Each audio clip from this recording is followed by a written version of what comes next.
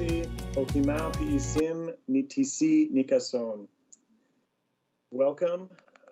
Thank you so much for being here. My name is Director DeWolf, and I am now calling the December 2nd, 2020 regular board meeting to order at 3:30 p.m. on Wednesday, December 2nd, 2020.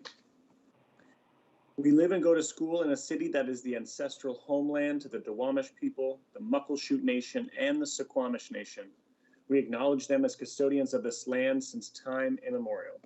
As guests, and in many of our cases as settlers on this land, we extend our deepest gratitude and respect to their elders and ancestors, past, present, and future.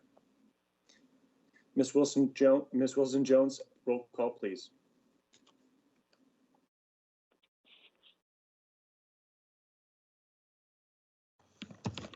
Director Hampson? Here. Director Harris? Present. Director Hersey? Director Hersey? Looks like not yet. Director Mack? Here. Director Rankin? Here. Director Rivera-Smith? Present. And Director DeWolf? Here. Director Hersey is here. Sorry, my microphone was. Okay, thank you, and thank you, and welcome, directors. All right, Superintendent Juneau is also joining us for today's meeting, and additional staff will be briefing the board as we move through today's agenda. As we begin today's meeting, I would also like to welcome Nisa Burke, who is joining us as the student representative from Nathan Hale High School today. We will be hearing from Nisa later in the meeting, as well as fellow Nathan Hale student Simone Gill, who will be leading off our testimony list.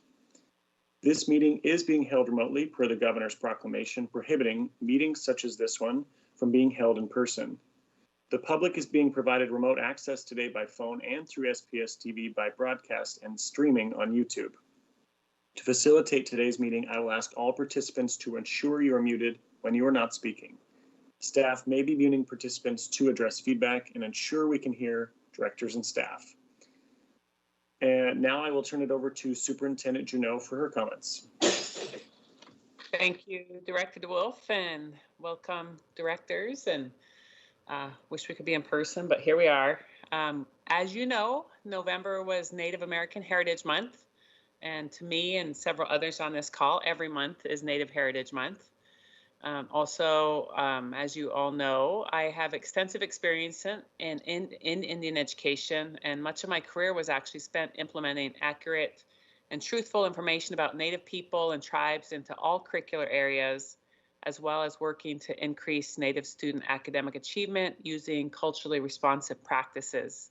I can say with authority that there are great things happening in Seattle Public Schools regarding Native education.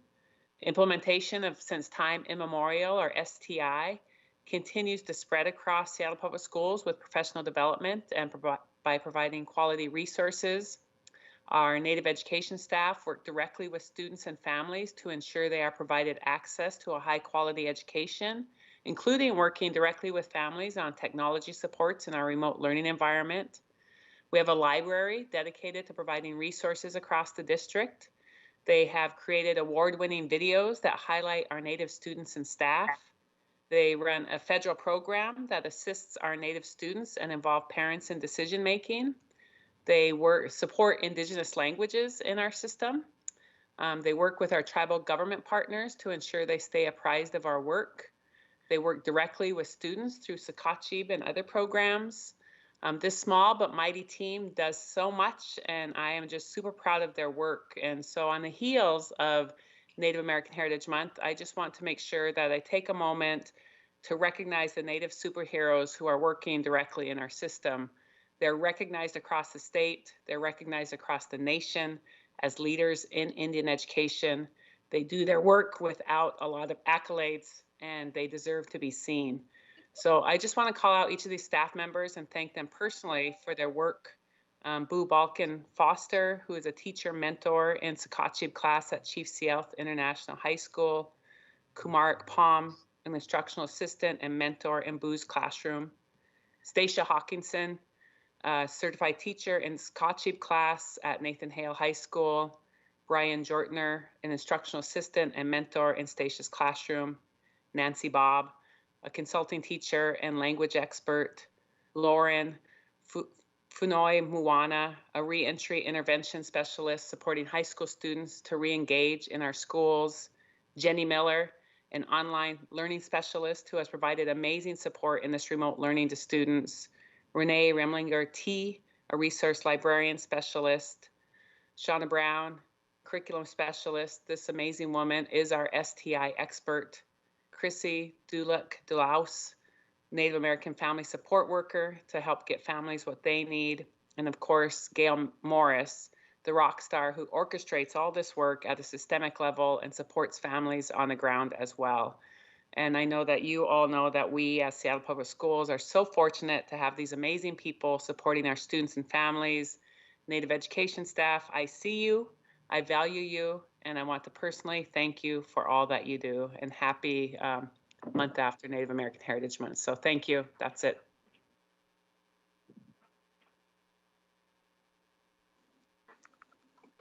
Thank you, Superintendent Juneau, and hands up to Gail and all of the folks you mentioned. Thank you for raising them up today.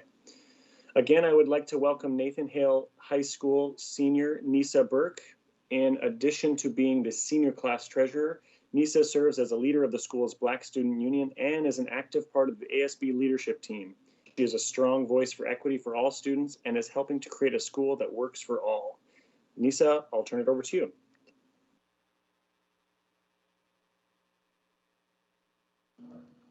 Hi, my name is Nisa Burke.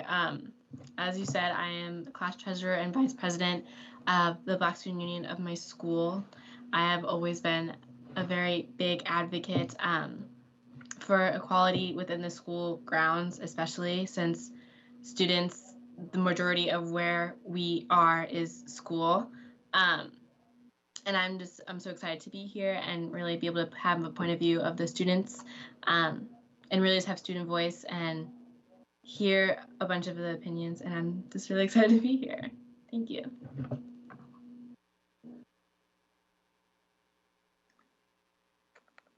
Thank you so much for being here, Nisa. And please, throughout, if you have on Teams, just raise your hand up on the Teams, and we can tag you in if you have a question on any of the items today. We'd love to have your input. We have now reached the consent portion of today's agenda, so may I have a motion for the consent agenda, please? I move approval of the consent agenda. Second. Okay.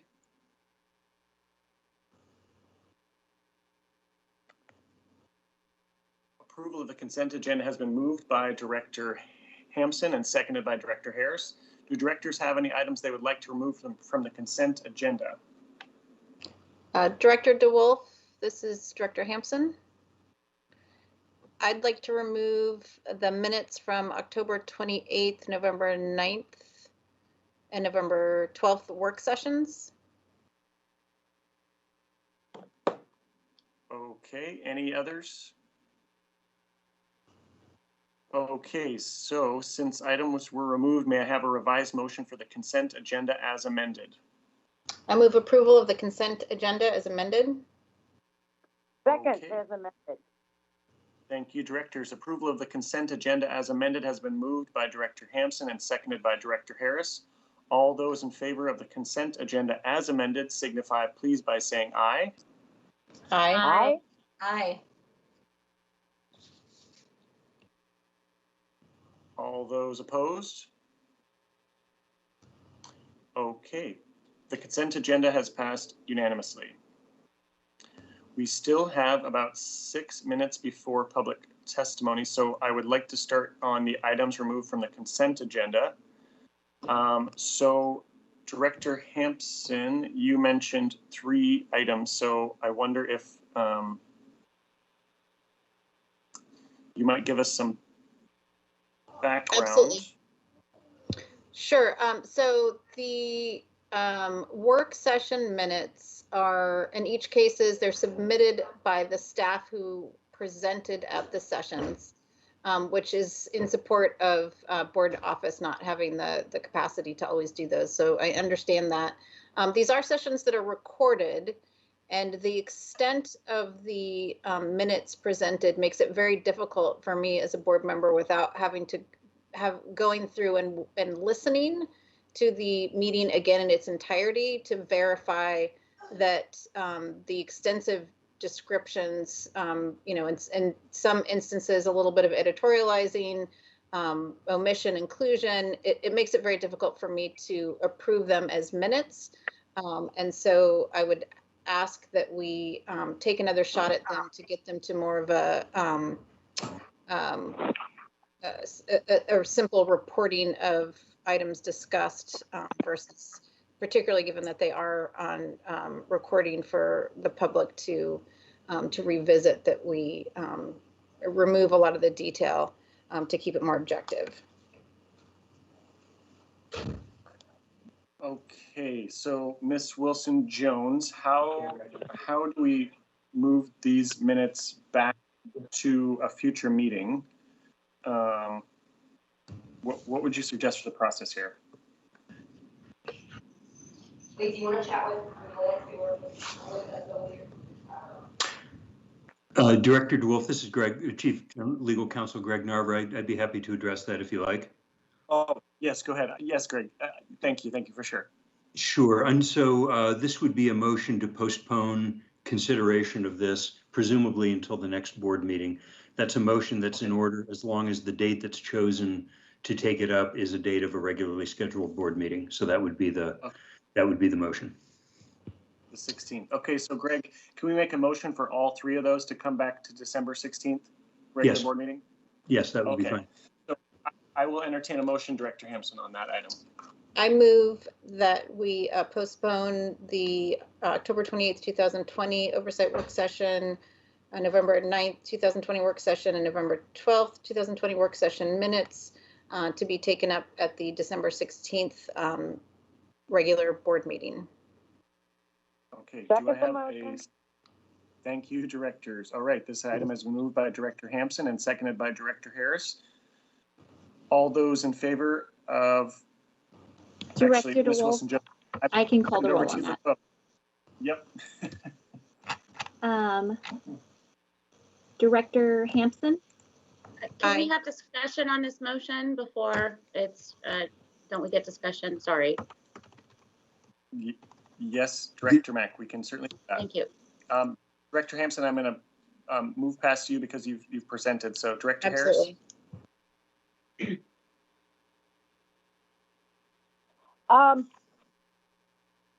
understand Director Hampson's concern. I understand the human element of reporting. I myself like detail in it. And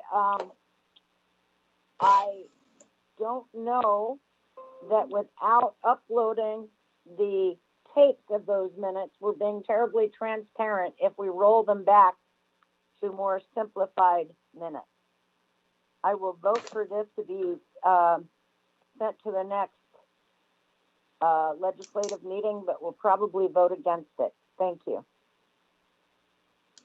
All right, Director Hersey. I have no additional questions at this time. Okay, Director Mack. Yeah, I am not going to support moving it to later because in just reviewing the minutes, they could be a lot longer. And yes, there's always some interpretation that the person taking the minutes has to have, but having a written record as opposed to having to watch or listen to an hour and a half long meeting is different, and that's why we have minutes. So I'm in disagreement around whether or not the minutes should have information that's in there removed from them to simplify them. I actually feel as if they're fine.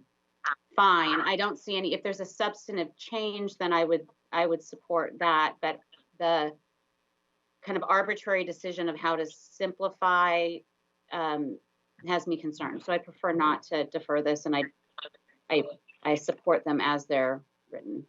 Thank you. Director Rankin.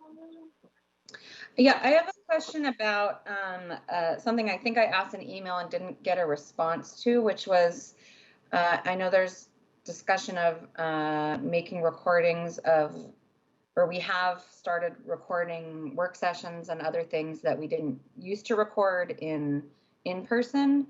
But then my question was, who has access to those recordings? Are they shared out or put on the website or something? And I think the answer was no. So my question is how, in terms of transparency and in terms of the public being able to get sort of an accurate or a report of what was discussed, if like on the one hand, if the recordings are available, then people can see them, but also that takes a lot of time, and reading a summary is a lot of times more useful. But then also, if there's not access to the recordings at all, then it's almost kind of like not making them. So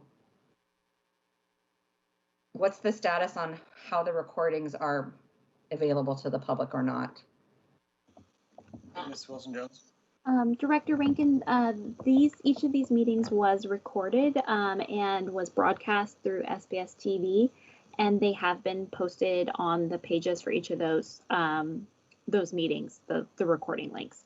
I think what you're referring to is the expanded sort of recording that was recently requested for our committee meetings and meetings that are not covered by SBS TV, and I don't have an answer back for you yet on how we would manage or share those recordings.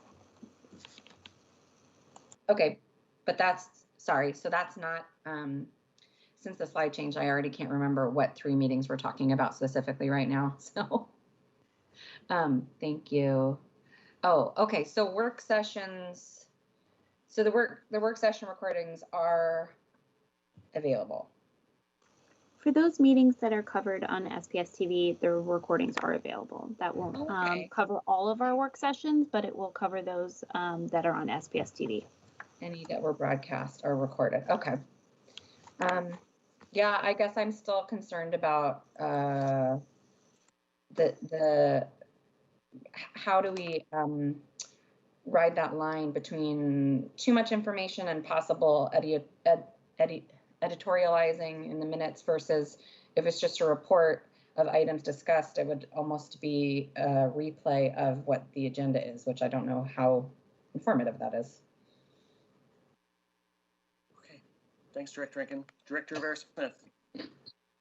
Thank you. Yeah, I'm kind of in a weird position here because I once pulled minutes because I thought they were not detailed enough. So I too also like the extent of the details in here, but I also completely understand not wanting to turn it into editorializing of the minutes. Unfortunately, like in our regular meetings, it's the actions that we want to see reflected in minutes. There's really no actions in work sessions, so to speak, as far as voting goes, because we don't do that in them. So it is a gray area. I hate to make ongoing work of the minutes, meaning sending them back means we got to take them up in committee and then come back to the board. So again, torn between that and I don't think it's the end of the world to look at them again and to see if there are places where they maybe went too far in editorializing. I'm still pondering this one, but I appreciate it being brought forward. Thank you. Okay, Ms. Wilson-Jones, roll call vote, please. Sorry, this is Director Rankin. Can somebody please restate exactly what the vote is right now? It is to move the October 28th, November 9th, and November 12th work sessions to the December 16th meeting for consideration. Thank you. Thank you. Ms. Wilson-Jones. Director Mack? No. Director Rankin? Aye. Director Rivera-Smith? Aye. Director Hampson? Aye. Director Harris? Aye.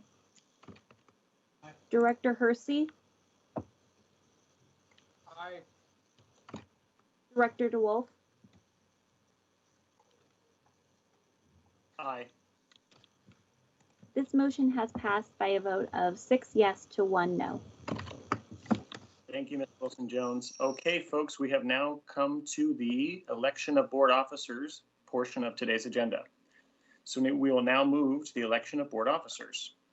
With that, I will turn over the meeting to Superintendent Juneau, who will preside over the election process as the Secretary of the Board. Thank you, Director DeWolf, and congratulations in advance to our new officers. But before I open the floor for the nominations, I just will review the election process. For each officer position, President, Vice President, and Member at Large, I will take nominations from the board. A second is not required for the nomination, but a second can be made. After all the nominations are made for a position, there will be an opportunity for directors to provide comments before voting. After comments have been concluded, the board will vote for each position in the order the nominations were made. By law and by board policy, the voting will be conducted by a roll call vote. The voting will conclude at the point when one nomination gets 4 or more votes. After the president has been elected, we will move on to the vice president and then the member at large. In summary, for each position, there will be nominations, then discussion, then voting. At the conclusion of the election process for all 3 positions, each new officer will have an opportunity to provide remarks. And with that, nominations are now in order for the office of the president. This is Director Hersey. I would like to nominate Director Chandra Hampson. Second. Oh, go ahead. Who seconded? This is Director DeWolf. Okay, thank you. Are there other nominations for president?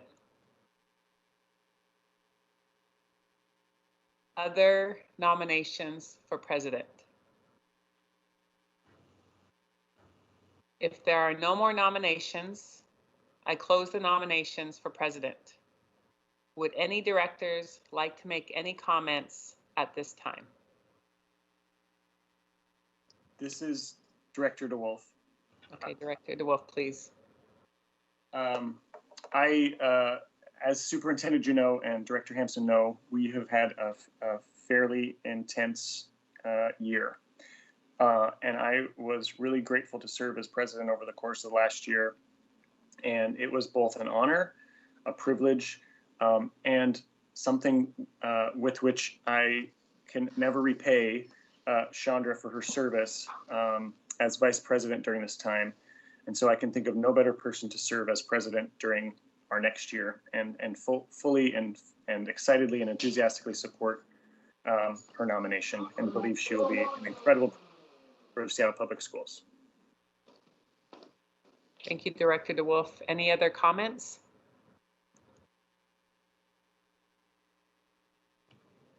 I'll make a comment in support. Director.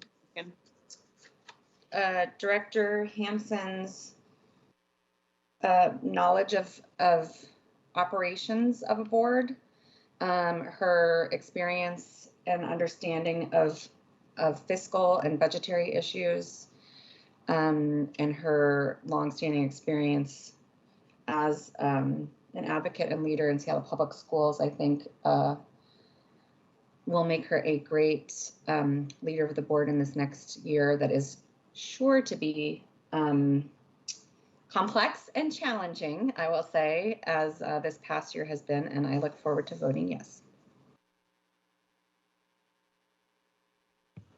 Thank you, Director Rankin. Any other comments?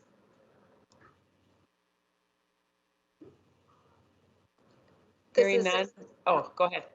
I was just going to say, this is Director Hampson. I humbly and with great honor accept this nomination, and the value of service is deep within my being, and am looking forward to serving my fellow board members and all of our constituents and the students of Seattle Public Schools if elected to this position. Thank you, Director Hampson. With that, Ms. Wilson-Jones, please call the roll for Director Hampson to serve as president. Director Hampson, Aye. Director Harris, Abstain. Director Hersey, Aye. Director Mack, Aye. Director Rankin, Aye. Director Rivera-Smith, Aye. Director DeWolf, Yes. nomination of Director Hampson is approved by a vote of 6 yes to 1 abstention, to 0 no to 1 abstention. Congratulations, Director Hampson, on your vote to be president of the Seattle Public Schools School Board. I look forward to working with you. Thank you so much, and likewise, Superintendent Juneau. Okay, nominations are now in order for the office of Vice President. Nominations. This is Director DeWolf. I'd like to nominate Director Brandon Hersey. I'll second that. This is Director Rankin. Okay, are there other nominations for Vice President? Other nominations for Vice President? There are no more nominations. I close the nominations for Vice President. Would any directors like to make any comments at this time? Director Hampson? Thank you. Yes, I would.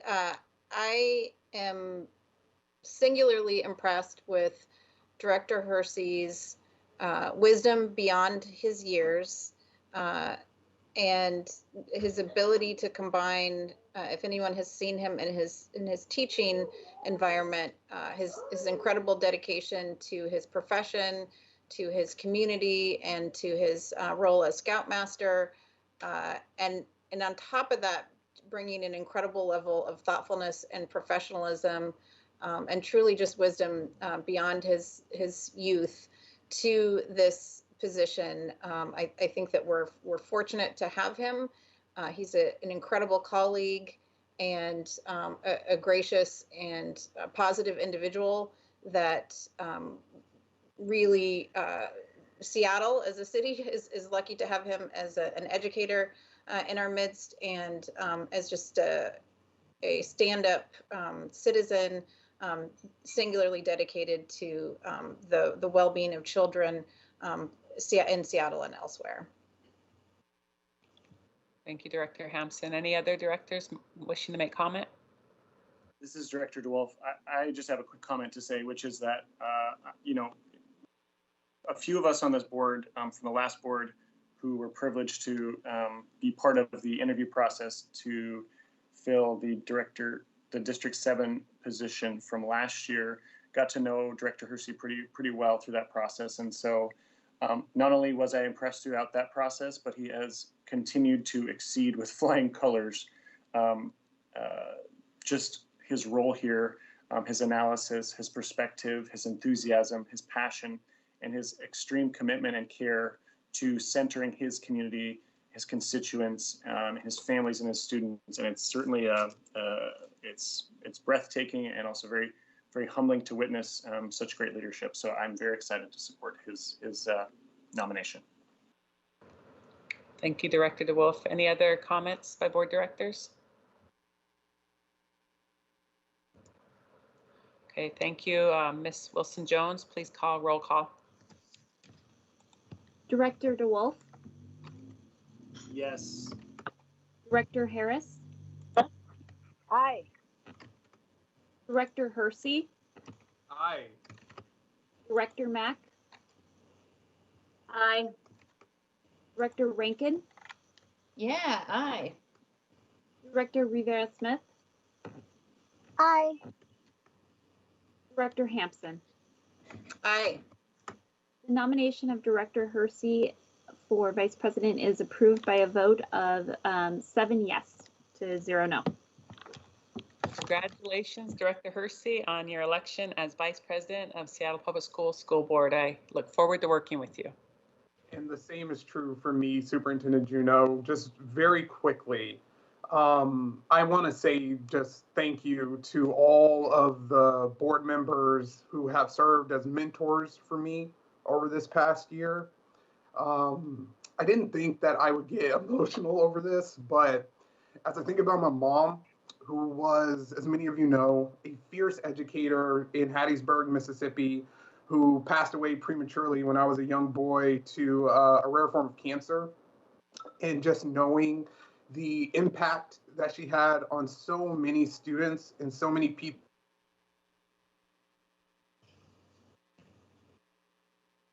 Oh no, Director Hersey, we lost you.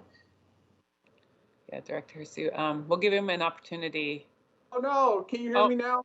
Now you're back.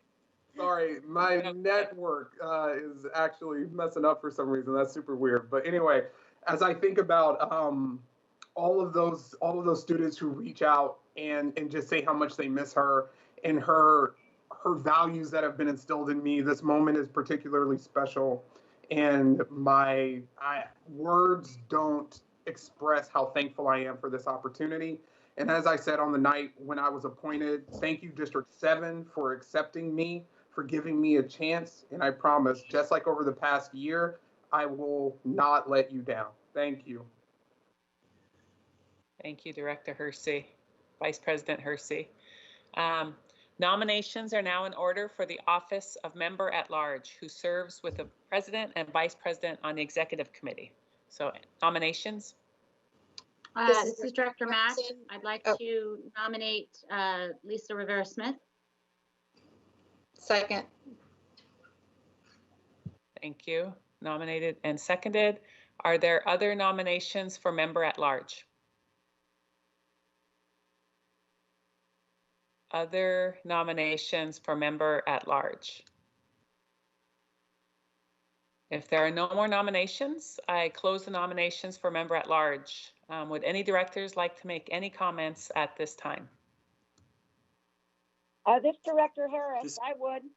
Go, Director Harris, thank you. Lisa Rivera Smith being on the board for one short year, and unexpectedly so because of the retirement of Director Rick Burke, has shown an extraordinary work ethic and capacity. She has attended well over half of the executive committee meetings this year. She is probably the best note taker in the district.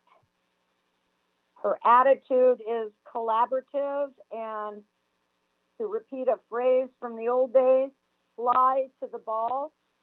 And she might be one of the best listeners I've ever met in my life. And I wish her well on the executive committee. And it's a terribly, terribly important role to play, because oftentimes the director at large is the tiebreaker. And I wish her well.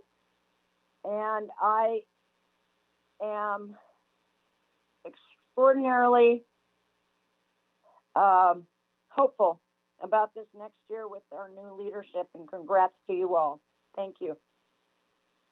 Thank you, Director Harris. Any other comments by board directors at this point? Superintendent Juneau, this is Director DeWolf. Okay, Director DeWolf. Thank you, Superintendent Juneau. I just wanted to elevate just a true story why I support this nomination and support Director Rivera Smith in this role. The moment Director Rivera Smith was sworn in, her and I met pretty quickly and began basically collaborating on what ideas we had, what ideas we wanted to work together on.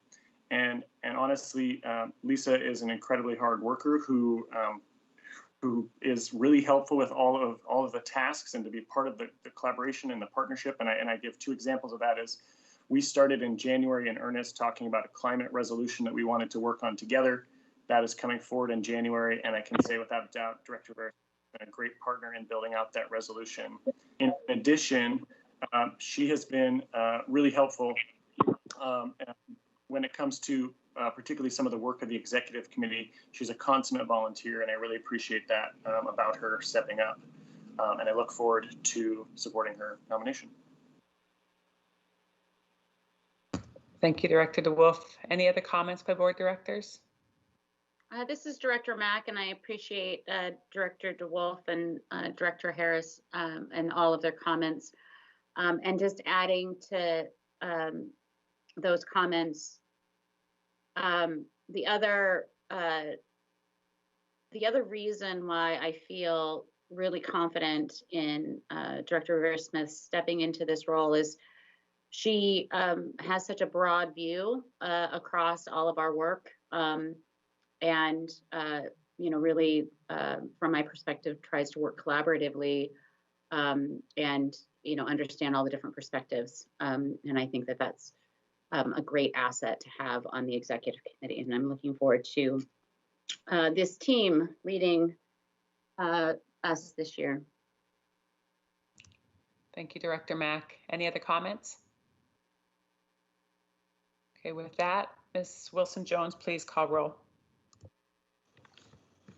Director DeWolf, Yes. Director Harris, Aye. Director Hersey, Aye.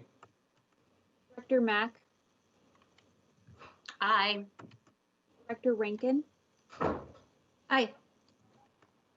Director Rivera-Smith, Aye. Director Hampson. Aye. The nomination of Director Rivera-Smith as member at large is approved unanimously. So congratulations on your election as member at large, Director Rivera-Smith. I look forward to working with you. Thank you. I do too. I wish I'd written a speech. Yeah, that's okay. I mean, 1 minute. All right, I'm So- super honored. No, thank you. Really look forward to getting to work. If anyone knows me knows I like to do the work, and I am really excited about being able to work with the committee. And yeah, super honored. Thank you. Yeah, thank you. And again, congratulations. Madam President, I would like to report that the officers for the Board of Directors for 2021 are President Chandra Hampson, Vice President Brandon Hersey, and Member at Large Lisa Rivera-Smith. I would now like to invite our newly elected officers, beginning with the President, to offer any remarks that they would like to make. President Hampson. Pinagigi Hinikarigin. I will say that the first thing that I know that I have to do is make some calls back to my family back in Winnebago and get their input on how I need to, the lessons and the teachings that I need to remember as I take on this new role.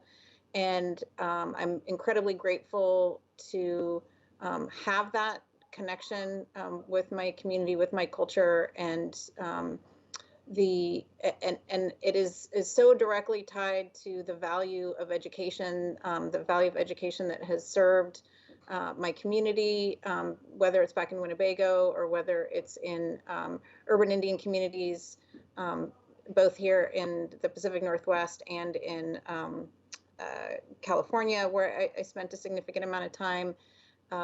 It is truly provides the ultimate tool to combat our oppression and dispossession, and yet at the same time is often weaponized against our community, and in particular Black, Indigenous, and other communities of color. And could not be more honored to, as I said before, to serve in this capacity, and will just state that when I do so, it is always in honor of those that have come before me, those who were my teachers and who are teachers in my community and in other communities. It is such a thankless role and so in particularly trying times.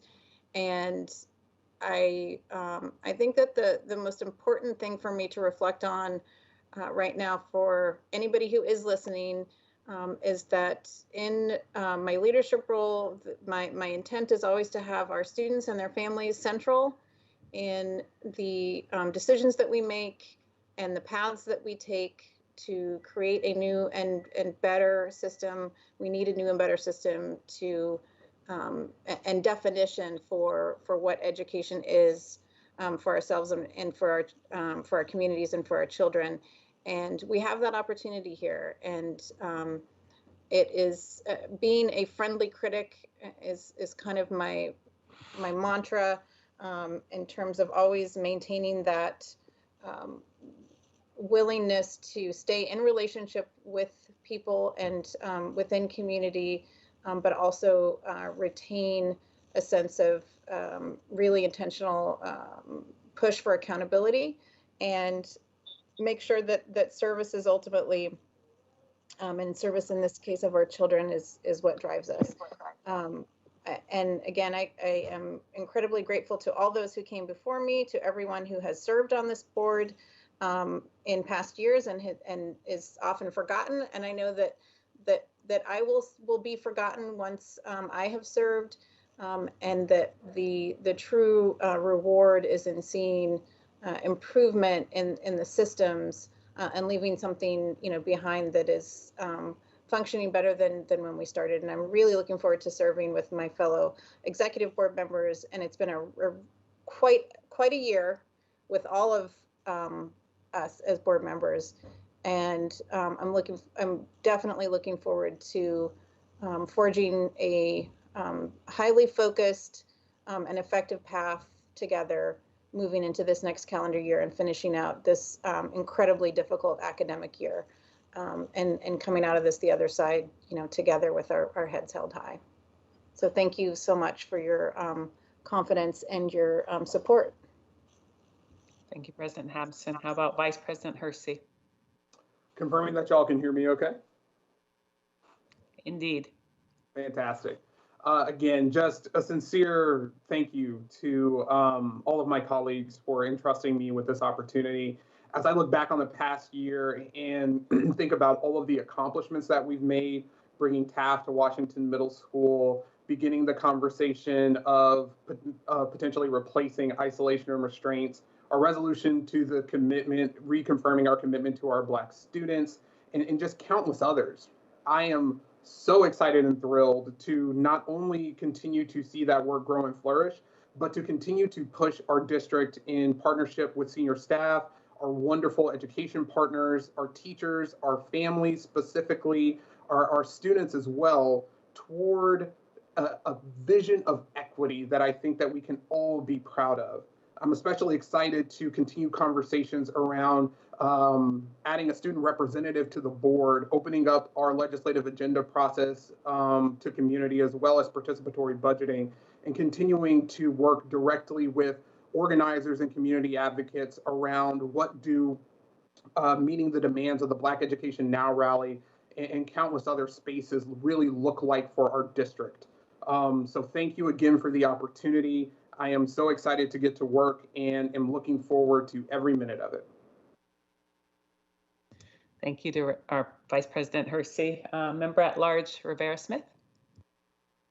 Thanks. I spoke already, I don't want to take up too much more time. I am definitely honored. Looking forward to all the work that lies ahead, how we can be responsive to community, how we can steer this district where it needs to go for our students. And yeah, we have a meeting ahead of us though, so let's do that. Thanks. Great, thank you. And again, congratulations to everybody. Thanks to President DeWolf and to Director Harris also for your service on the executive committee. Appreciate it and appreciate working with you. And now I turn the meeting over to our new board president, Director Hampson. Thank you so much, Superintendent Juneau. We have now reached the public testimony portion of the agenda, and it is past 3:45. So I would ask, sorry, I'm already making a mistake. I'm reading the wrong one because it's after 3:45. We will now go to public testimony. We'll be taking public testimony by teleconference today, as stated on the agenda.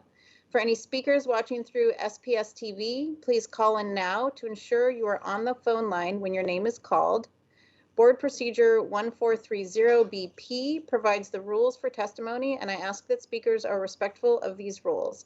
I will summarize some important parts of this procedure. First, testimony will be taken today from those individuals called from our public testimony list, and if applicable, the waiting list, which are included on today's agenda posting on the school board website. Only those who are called by name should unmute their phones, and only one person should speak at a time. Speakers from the list may cede their time to another person when the listed speaker's name is called. The total amount of time allowed will not exceed 2 minutes for the combined number of speakers, and time will not be restarted after the new speaker begins. In order to maximize opportunities for others to address the board, each speaker is allowed only one speaking slot per meeting. If a speaker cedes time to a later speaker on the testimony list or waiting list, the person to whom time was ceded will not be called to provide testimony again later in the meeting, as there is only one speaking slot per person. Those who do not wish to have time ceded to them may decline and retain their place on the testimony or wait list. Finally, the majority of the speaker's time should be spent on the topic they have indicated they wish to speak about. Ms. Wilson-Jones will read off the testimony speakers. Thank you, President Hampson. A quick logistical note. Speakers, please remain muted until your name is called to provide testimony. When your name is called, please be sure you have unmuted on the device you are calling from, and also press *6 to unmute yourself on the conference call line. Each speaker will have a 2-minute speaking time, and a chime will sound when your time is exhausted, and the next speaker will then be called. First on today's testimonies list, and apologies, I believe I had a typo or an error in the posted list, but first on the testimony list should be Simone Gill.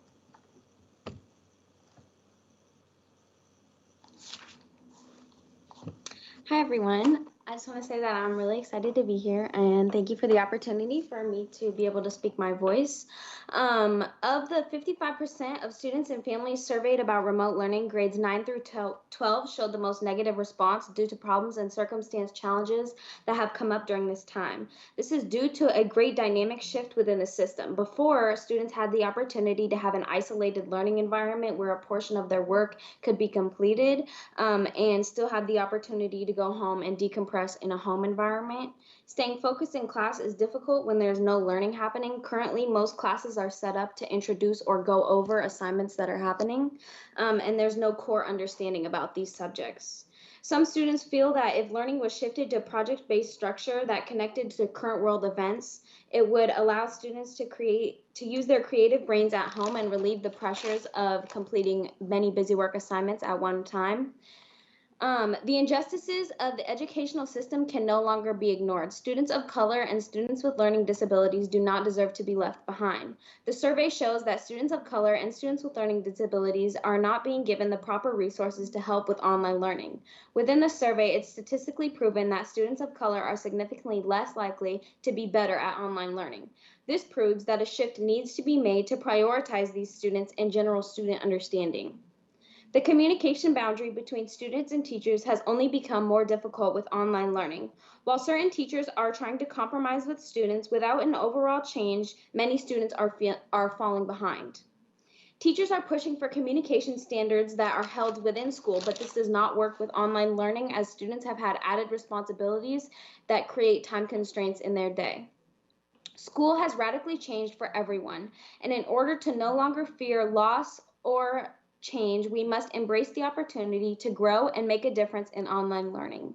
This will help us to improve the future if we prioritize every student, giving them a fair shot at education. Old school is lost and new school needs to be established.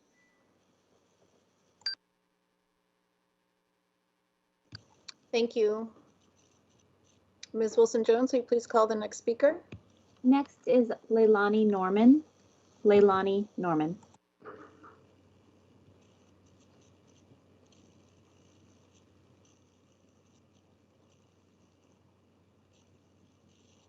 Okay. Leilani. Well, Oh, go ahead, Leilani.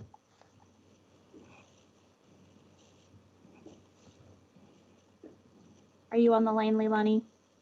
You may need to press *6 to unmute. Okay, moving to the next speaker on today's list, Jesus Leframbois. Jesus, if you are on the line, you may need to press *6 to unmute. Okay, yeah, I'm here. Go So ahead. My name is Jesus Leframbois. I'm a senior at LaSalle High School, and I want to talk about a lingering issue that I've noticed with this year's senior class graduation requirements. So there are a lot of issues already with online learning, but one really big one that we've noticed is the electives that are being required for this year's graduation. A lot of in-person classes like woodshop, guitar, music, cooking, gym classes like those that are typically done in person, which are being forced to be done online this year. They're really creating an injustice within the school district because this bases off the idea that all kids have the same home life, all kids have the same resources, all kids can pay attention equally, and that's just not true. That's never going to be true under any circumstances. And these classes that are deemed essential for graduation, the ones I just named, holding a kid back who can excel at all other classes except for those who just have a difficult time learning online, that is really unfair. And so the graduation rate last year was at a 90% across the nation. This year it's projected to be an 86.4%, to be a 6% increase. And I can't help but think that a lot of those are going to be due to an inability to complete these electives that shouldn't be required online in the first place. These classes should be optional.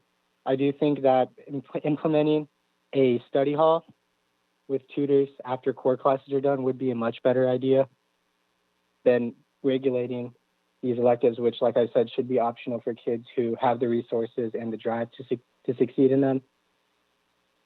So I think they should be made not mandatory for this year at least. And it's going to affect not just the seniors graduating this year, it's going to affect the freshmen ability to start off strong. And our grade has already had a harder route to graduation.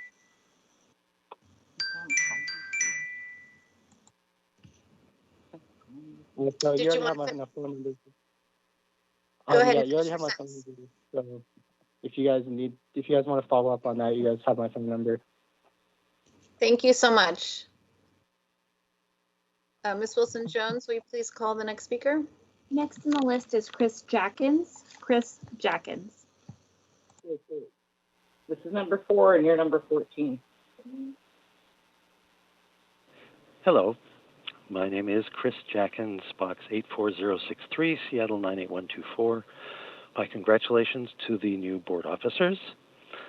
On the Outdoor Education Task Force, the proposal does not include early target dates.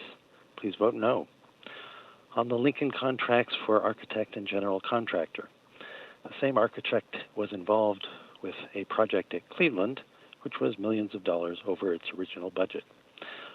On the resolution on racial imbalance at Rainier Beach High School, 2 points. Number 1, the resolution states that it has been determined that racial imbalance does not currently exist in the catchment area of Rainier Beach. Number 2, this seems to be creative language like that used in trying to explain away racial imbalance at Magnolia. Please vote no.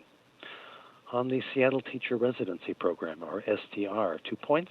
Number 1, I did not see statistics about control group comparisons of success with students. Number 2, the district should not outsource programs like STR to private funders, such as the Alliance for Education. The Alliance harmed public education by supporting school closures. Please vote no. On the school funding model, the catchphrase of money following the student is a private business model. It does not produce good schools. Please drop this approach and instead figure out what each individual school needs to be successful. Thank you. Thank you. Ms. Wilson-Jones, please call the next speaker. Next is Dr. Carol Simmons. Dr. Carol Simmons.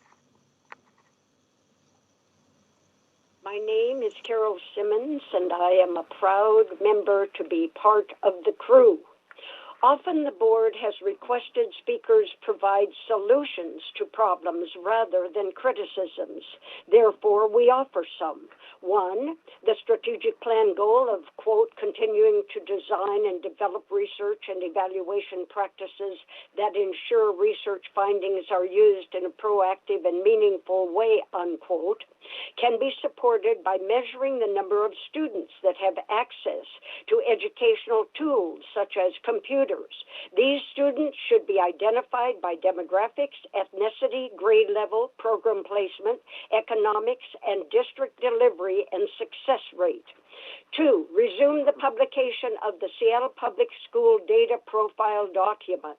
3, weigh the influence of decision-making between corporate organizations, such as the Alliance for Education, and community-based organizations, such as UNEA. 4, resume the partnership with UNEA. 5, restore Indian Heritage High School. 6, monitor the implementation of the since time memorial curriculum.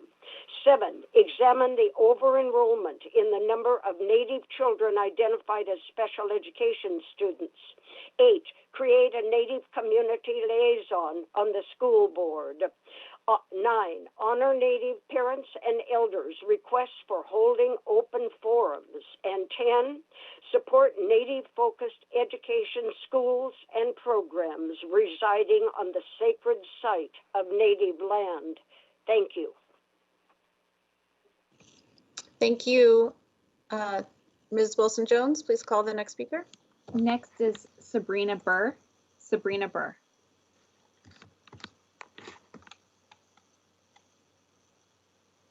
Congratulations to the newly elected board members. Our strategic plan puts African American boys in the center of our targeted universalism. How does this truly actualize at the building level, especially in buildings where there's just a few Black boys like Lafayette? Almost every one of my sister's grandchildren who live in West Seattle are currently being failed by Seattle Public Schools, and this in no way is acceptable. And something must immediately be done to change this. Every one of my sister's 7 children are alumni of Lafayette Elementary. And as my niece said with tears in her eyes, all the pictures of the office staff on the wall who are now deceased are the adults who raised us. As she asks for help and support, all she gets is phone calls as to why her children are not logged on. No support, no resources. Her cries for help and support are being overlooked. The health and the whole child needs of her children are not being met, and this is not acceptable. She said, Auntie, 4 minutes after my tears failed, I was being shooed out of the principal's office and out of the school. My oldest son is getting in trouble by his teacher for his youngest sister in the view of his screen. He needs headphones and screen background, not harassment. Just because we have put cameras in homes doesn't allow us to run people's homes. Her children are smart and excited about learning. She does not know technology beyond her cell phone. This is a fact for many families. The immigrants in her buildings are getting paper packets, and her requests are going ignored. Up until yesterday, their laptops did not work. She is extremely concerned about the screen time, which is more than the screen time that my daughter, who's in high school, has to have. She is, so if we're going to make district policies and strategic priorities and commitments, it must trickle down to the building level, all of them. So instead of celebratory narratives, let us do the real work and put the children and the families that we serve first. Thank you. Ms. Wilson-Jones, could you please announce the next speaker? Oh, sorry. Next is Emily Churkin. Emily Churkin.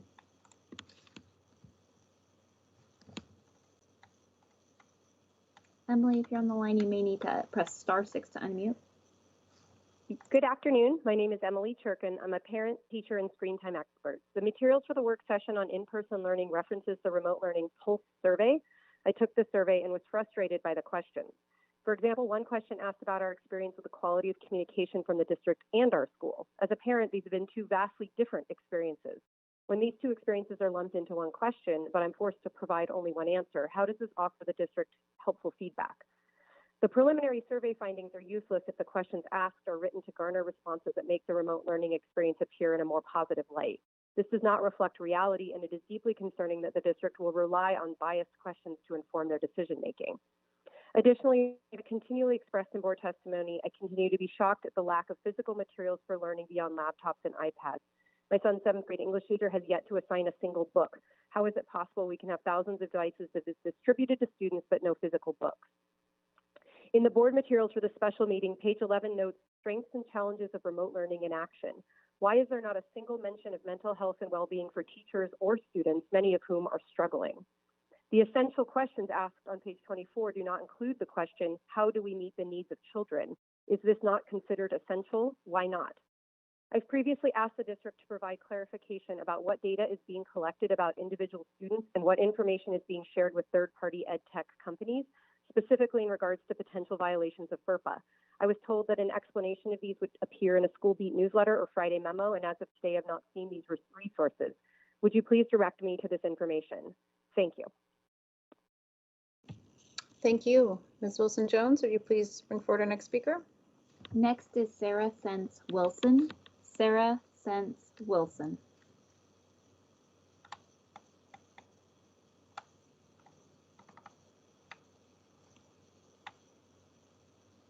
UNEA declined to volunteer on your participatory budget committee based on a lengthy list of unresolved and unfinished business related to SPS failures to uphold commitments, promises, and basic student services. UNEA students harmed by SPS through your eviction, termination, and other tactics to alienate, silence, and marginalize are the same students you want as volunteers on your committees.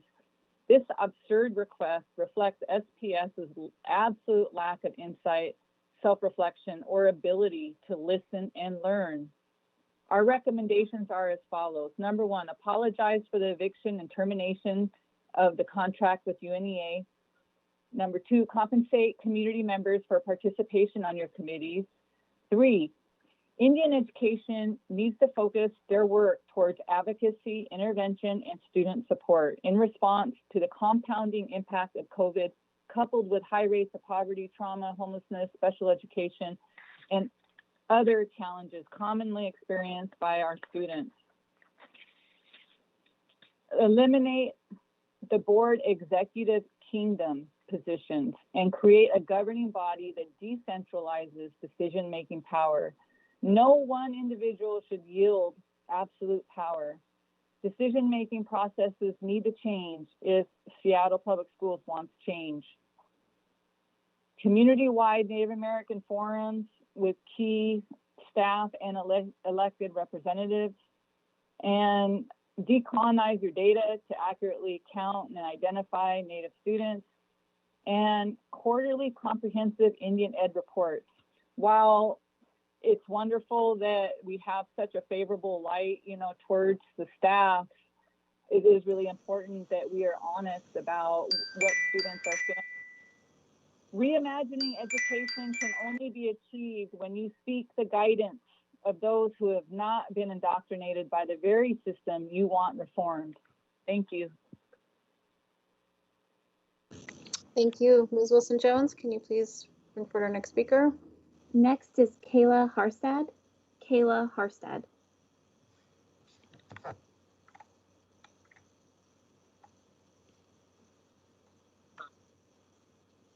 My name is Kayla Harstead. I'm Turtle Mountain Chippewa in the Assiniboine Sioux. I'm a junior at Ingrid. I'm here to share solutions for SPS failures with Indian education. As a student, I experience ongoing alienation with my peers. I frequently hear discussions going on about cultures and identities that are always included in academic and classroom discussion, while my tribal culture and identity is excluded and dismissed in academia and peer-to-peer discussions. Sadly, when I do hear about Indigenous people discussions, are in the context of history, trauma, and oppression that Indigenous people have endured and survived. Indigenous culture is only talked about in history class, and beyond that is nowhere to be found. I don't learn about Indigenous heroes or sheroes, just the traumas of events in victimization and oppression. This narrow perspective perpetuates a victim narrative and stereotypes us as powerless, helpless ghosts of the past. I wonder, when will we be celebrated? I wonder, when will the truth appear in textbooks? I wonder how much alienation I have to endure as I keep learning from the colonizer narrative. I wonder, when will my culture be taught and expressed within different classes? I wonder, when will I feel that connection to my cultural identity in a space I'm supposed to feel represented and safe? As for the future, I hope to see Indigenous experience stories, narratives of inspiration, history, and culture celebrated within all textbooks, lessons, and discussions. I hope to learn about Indigenous heroes and sheroes of both now and the past, whose work and wisdom can act as inspiration for Indigenous students and all students. I want to see images, music, culture, traditions brought up within other subjects like in art or literature. I want to be taught about Indigenous resilience and contribution, success, and triumph. I want everyone to learn about how tribes across our continent are revitalizing our languages, culture, practices while bringing prosperity through decolonization and indigenizing ourselves, through healing from 500 years of brutality and imposed hardships.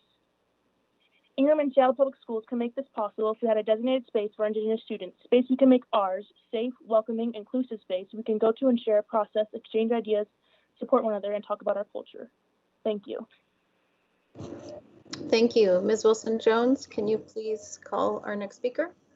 Next is Gia Tran. Gia Tran. My name is Gia. Go ahead, Gia. Hi, this is Gia. This is a story from a 506 tribal student enrolled at Ingram, in which I will be reading. This tribal student experienced innumerable incidences of sexual harassment and assault over the course of her enrollment at Whitman and Robert Eagle Staff Middle School. She was, trigger warning, she was repeatedly groped by 2 boys throughout her 6th grade year. In 7th grade, she was sexually exploited and objectified by 5 boys who continuously handed her inappropriate notes about her body and appearance and would not stop staring. She was harassed with regular sexually derogatory words about what a boy wanted to do with her, and still during freshman year at Ingram, she avoids the boy's presence by changing her route to classes in order to not be by him, which results in being late. When she spoke about these incidences, she was told, "Yeah, that's what happens when you're a girl." When she reported to school counselors, she was shrugged off, not heard, and not cared for. She now realizes that assault and sexual harassment is not normal and not acceptable. How is the sexualization, disrespect, and objectification of an Indigenous girl acceptable and normalized by both staff and students alike?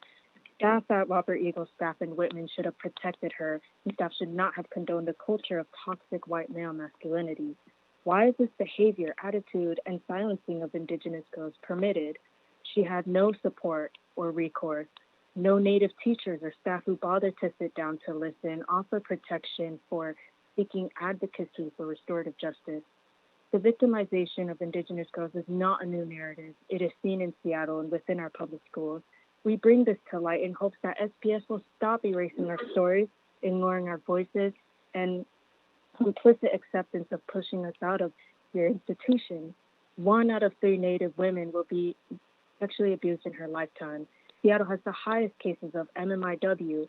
Let us keep these statistics in mind to make sure all student voices are taken with absolute care and action to ensure their safety. What is your plan for healing arms against our students, families, and community? Thank you. Thank you. Ms. Wilson-Jones, will you call our next speaker? Next is Amy Markiston. Amy Markiston. Hey, this is Amy. My last sentence was, Hi, this is Amy Markiston. I had to say my last sentence during the reading. Can you hear me? Hello? Yes, we can hear you, Amy. Oh, thank you. I'm sorry. That's done. Sorry, Amy, can you, we lost you for a second. Can you press *6 to unmute? I did. Hi, this is Amy. I'd like to cede my time to Shanna Brown. Shanna Brown, could you, Shanna Brown here. Okay, go ahead. Okay. My name is Shanna Brown, and I'm speaking on behalf of the Indian Parent Advisory Committee. They are writing a letter to show support of renewing the contract of Superintendent Denise Juneau. We are aware of the many public letters of support that outline her commitment and movement toward racial equity in SPS, specifically with male, Black, and African American students. We, as the Indian Parent Advisory Committee, want to make you aware of how her actions and leadership have directly impacted our Native students and families. Superintendent Juneau came from Montana with fresh eyes so that she could objectively assess what SPS has in place. She brought with her unique and invaluable experience to SPS. As a former teacher, administrator, state legislator, and state education superintendent, she's uniquely qualified to raise awareness about our institutionalized racism and its impact on communities of color, particularly on our Native students and families. She's always working towards undoing the harm of generations of racist education. She's confident in her cultural identity and traditions and worked directly with her Native community in Montana. That experience and tradition has allowed her to listen and truly understand issues before acting. In her first few months of service, she respectfully listened to the Native community where everyone in the room had a place in the circle and an opportunity to speak their truth. She is present. At last year's Native American Education Holiday Dinner at Daybreak Star, she sat next to a child, not an adult, not a leader, not looking for a photo op. She listened to the 9-year-old student and valued what he had to say, which is how we strive to nurture our Indian children. At the end of the evening, he turned to his parents and exclaimed, "Mama, she really sees me, and she sees all of us." This is just one example of how she raises up our Native students. Under her leadership, Denise Juneau has highlighted our talented and diverse Native student population through initiatives like the internationally recognized film, I Am Native. She made students the central focus of SPS videos celebrating Native American Heritage Month. She has begun to pull back the curtain of invisibility for Native communities, locally, regionally, and nationally. She continues to support the implementation of since time immemorial tribal sovereignty in Washington state, as well as Title VI Native education programs such as Shikachib. Not every leader is perfect. We don't expect perfection, but we do pray for forward movement. We have gotten that with Superintendent Juneau. If her contract is not renewed and someone else takes her place, that puts our progress at risk. Please extend her contract. Thank you. Thank you. Ms. Wilson-Jones, can you call the next speaker? Next is Brooke Strami. Brooke Strami.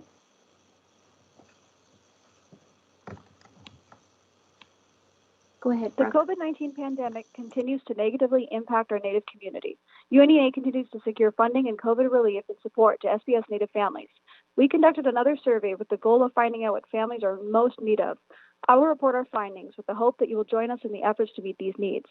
When asked what has been the most helpful services UNEA has provided, these were the most common responses: consistent assistance for groceries and supplies, tutoring, school supplies, tech equipment such as printers, laptops, and headphones, offering gift cards for students to earn through activities and trainings. When asked what services they received from SPS in the Huchusita, half reported not receiving any. For the other half, these were the most common responses: some support with groceries, textbook deliveries, tutoring, and some family supports. When asked how SPS can better support their youth, these were the most common responses: letting families know about UNEA and other organizations that provide essential supports that SPS cannot. One parent included this question: why didn't my family know about UNEA before? Acknowledging and acting on the unique needs of multicultural families and advocating for special education services and connecting students with IEPs and 504 plans with greater academic supports. When asked what their top priorities or most pressing needs are at this moment, this is what we found. The most common priority named was consistent grocery support. The other most commonly named were tutoring, help with transportation, cheaper Wi-Fi, technology, traditional medicine, and programs like Clear Sky. This is just a snapshot of the basic needs that are not being met. We suggest Indian Ed seek creative ways to meet these needs. In addition, improve and increase lines of communication between families and connect them with UNEA and other organizations providing COVID relief. We also challenge the district to delve into what Indian Ed is and is not doing. What funding are they dedicating to providing support and COVID-19 relief to our most high-risk Native students and their families? Why have they not held any cultural activities or programming? And where is their progress report? Ultimately, we are working and living in the same community and share common goals to uplift our youth, ensure their academic needs are met, and do everything possible to promote their success. Thank you for your time. Thank you. Ms. Wilson-Jones, will you please call the next speaker? Next is Manuela Sly. Manuela Sly. Good afternoon.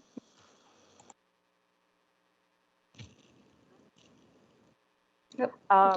First of all, can you hear me? Yes, we can hear you. Okay, my name is Manuela Sly, President Zero Council PTSA. First of all, congratulations to the newly elected members of the Executive Board. I look forward to meaningful collaboration. We can all agree that remote learning is hard, especially those students referred to as furthest from educational justice. I hear from families that are struggling to get reliable internet connection, still Nowadays, families with special education students and those that continue to fall through the cracks when language and living conditions are barriers for learning. Safety is also a concern, from hate speech in chat boxes to CPAs being called on families. Seattle Council PTSA approved the formation of our first Student Safety Committee during the August General Meeting. The goal is to ensure students are safe at school and that incidents of racism, bullying, retaliation are not tolerated and properly addressed, whether remotely or in person when we get back into the building. So the question is, how are we going to do that? Number one, by helping families navigate the report system so they know where to find the proper paperwork and where to file. Number two, by advocating for reporting to be more easily accessible. And number three, by demanding Seattle Public Schools to act swiftly in all reports. I want our district to do right by our students and be proactive, not reactive. When stories come through the media, our communities are affected in very different ways. First of all, obviously, the victims and families of these terrible incidents relieve their trauma. Second, the community as a whole come to the realization that abuse can happen in our schools and that a teacher or staff member that can be nice to some kids can be harmful to others. It also sheds light on the fact that as a community members, we need to do better at reaching out and engaging those in our communities missing at the table, specifically BIPOC communities. We need you, Superintendent Juneau, school board members, our labor unions, and all community members to come together and protect our students against abuse. The time is now. Thank you. Thank you. Ms. Wilson-Jones, will you call the next speaker? Next is Kay Fiddler. Kay Fiddler. This is Kay Fiddler, and I'm ceding my time to student Annabella Fromboy. Can you hear me? Can they hear you? Can you hear me? Yes, go ahead. Yes, we can. Okay. My name is Annabella Fromboys, and I'm here to talk about the school district. I would like to state that throughout all my years of attending Seattle Public Schools, I have experienced so much injustice, and I'm here to tell you to fix yourselves. Quit fighting and being political all the time and focus on the kids. The kids' education matters more than the irrelevant arguments you get into. The staff needs more help as well, and not bullying, because then they can help the students so that they won't struggle in school as much as they do. I find it incredibly rude for you to think that you're better than us just because you're quote unquote higher up. All you're doing is ruining our lives because you simply won't stop bashing your own staff. Because at this point, you just don't care, and like you've given up on all of us and just like to fight for the fun of it. But you don't realize the effects it has on the students. Keep in mind, I'm only 13 years old, and I have to come on here and tell you all to grow up. I shouldn't have to worry about whether or not my school is going to get shut down just because the district and board was mad. You all need to figure out how to fix the way you do things. Thank you. Ms. Wilson-Jones, thank you. Will you please call the next speaker? Next is Charlotte Schubert. Charlotte Schubert. Can you hear me? Yes. My name is Charlotte Schubert, and I appreciate the efforts and flexibility of the board during this unprecedented time. I'm a Washington Middle School parent and our PTSA advocacy co-chair, though I'm speaking in a personal capacity. I am also a biologist and science writer. I believe the assessment of public health officials about virus risk. And like you, I'm also concerned about the impact of school closing on the social emotional health of kids and on their education. There's increasing evidence the risks are low for opening schools, especially at the lowest grades. As a result, Washington State health officials will likely soon change recommendations for infection thresholds for safe school opening. My first comment is this: be prepared. At your work session on Monday, I learned that the district has a minimum of 2.5 months to even prepare to open schools. That is out of sync with other districts nationally. The district should have a plan in place that can be implemented within weeks after board approval, not months. I urge you to scrutinize this plan as put forward by Fred Podesta, and I urge you to shorten the timeline. It is also necessary to reconsider the district's conclusion that vaccines will not be available in time to affect the school year, which is in the paperwork for your upcoming weekend retreat. A vaccine is expected to come online within about a week. So I urge the district to work closely with Washington State as part of its legislative push to prioritize teachers as essential workers so they can be at the front of the line for vaccines after healthcare workers and the elderly. If teachers are prioritized, there's a good chance we may have enough shots to vaccinate them and get back to school in January, February, or March. My last and final comment is this, and it's key. Consider postponing the start of the second semester until March after teachers are vaccinated. If you do this, you can run the semester through the summer. In the summer, virus levels will be lower and vaccine availability will be higher. I thank you for your time. Thank you. Excuse me, Ms. Wilson-Jones, will you call? Next is Fiona Clayton. Fiona Clayton.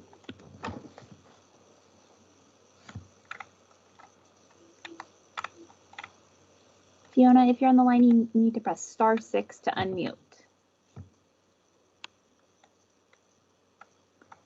Moving to the next speaker, Jana Parker. Jana Parker.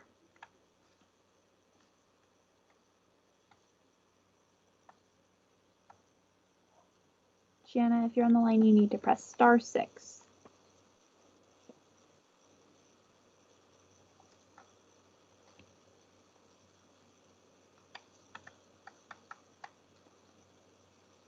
Fiona and Jana were the last speakers on our testimony list. Oh. Hello, this is Jana Parker. Go ahead, Jana. Thank you. Good afternoon, school board directors and staff. I am before you today to testify about the need for in-person instruction and in-person special education evaluation for students with disabilities. We requested special education evaluation for our 10-year-old son 302 days ago. Thanks to my role in my district-wide PTSA, I have spoken to parents from across the district in a similar situation, struggling to support their children's learning during the stay-at-home order. Until yesterday, I thought that we had waited the longest of all SPS students for our son's evaluation, and finally began in October. Last night, a parent forwarded me an email thread that showed that their child's evaluation was requested in December 2019, yet it has not started. My son's evaluation is nearly finished, and we are supposed to receive a draft evaluation report by tomorrow. The school occupational therapist sent an email this morning stating that, quote, "At this time, we are not to be in building due to superintendent notification," unquote. She has been successfully avoiding in-person evaluation for weeks. If an occupational therapist is willing to evaluate a child's fine and gross motor skills, for example, without ever meeting the child, what kind of standards do we have in Seattle? I have no trust in her evaluation at this point, but I am also interested to hear more about the mentioned superintendent's guidance. Our son has a 504 plan, which provides accommodation to be in close proximity to the teacher to be able to learn. This is not met online. He is unable to turn on camera. He rarely speaks during classes, never in large classes. He uses chat for communication. My question to you is, what is the plan to serve students with disabilities who don't currently qualify for specifically designed instruction? Thank you. That was the final speaker on today's testimony list. Okay, did any of our speakers who weren't at the beginning, who weren't present at the beginning, show up? I can call those names one more time, beginning with Leilani Norman. Leilani Norman, are you on the line? And then the other speaker we didn't hear from was Fiona Clayton. Fiona? And those were the only two speakers. Okay. That concludes our public testimony for the meeting. If possible, I'd like for us to take a 10-minute recess and reconvene. Ms. Wilson-Jones, will that work? Yes, yes, President Hampson. Okay, so we will reconvene let me do some quick math here, at 4 after 5 p.m.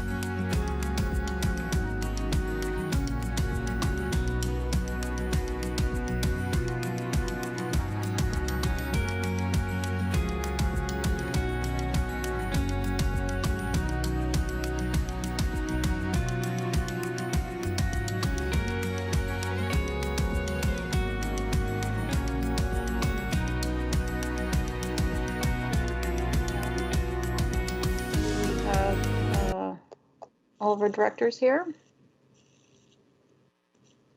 Present. Director DeWolf, Director Hersey. Hey, Director Hersey is here. Do we have, so first day on the job, I'm not seeing anything on the talking points for committee reports. No, you're good. Don't worry.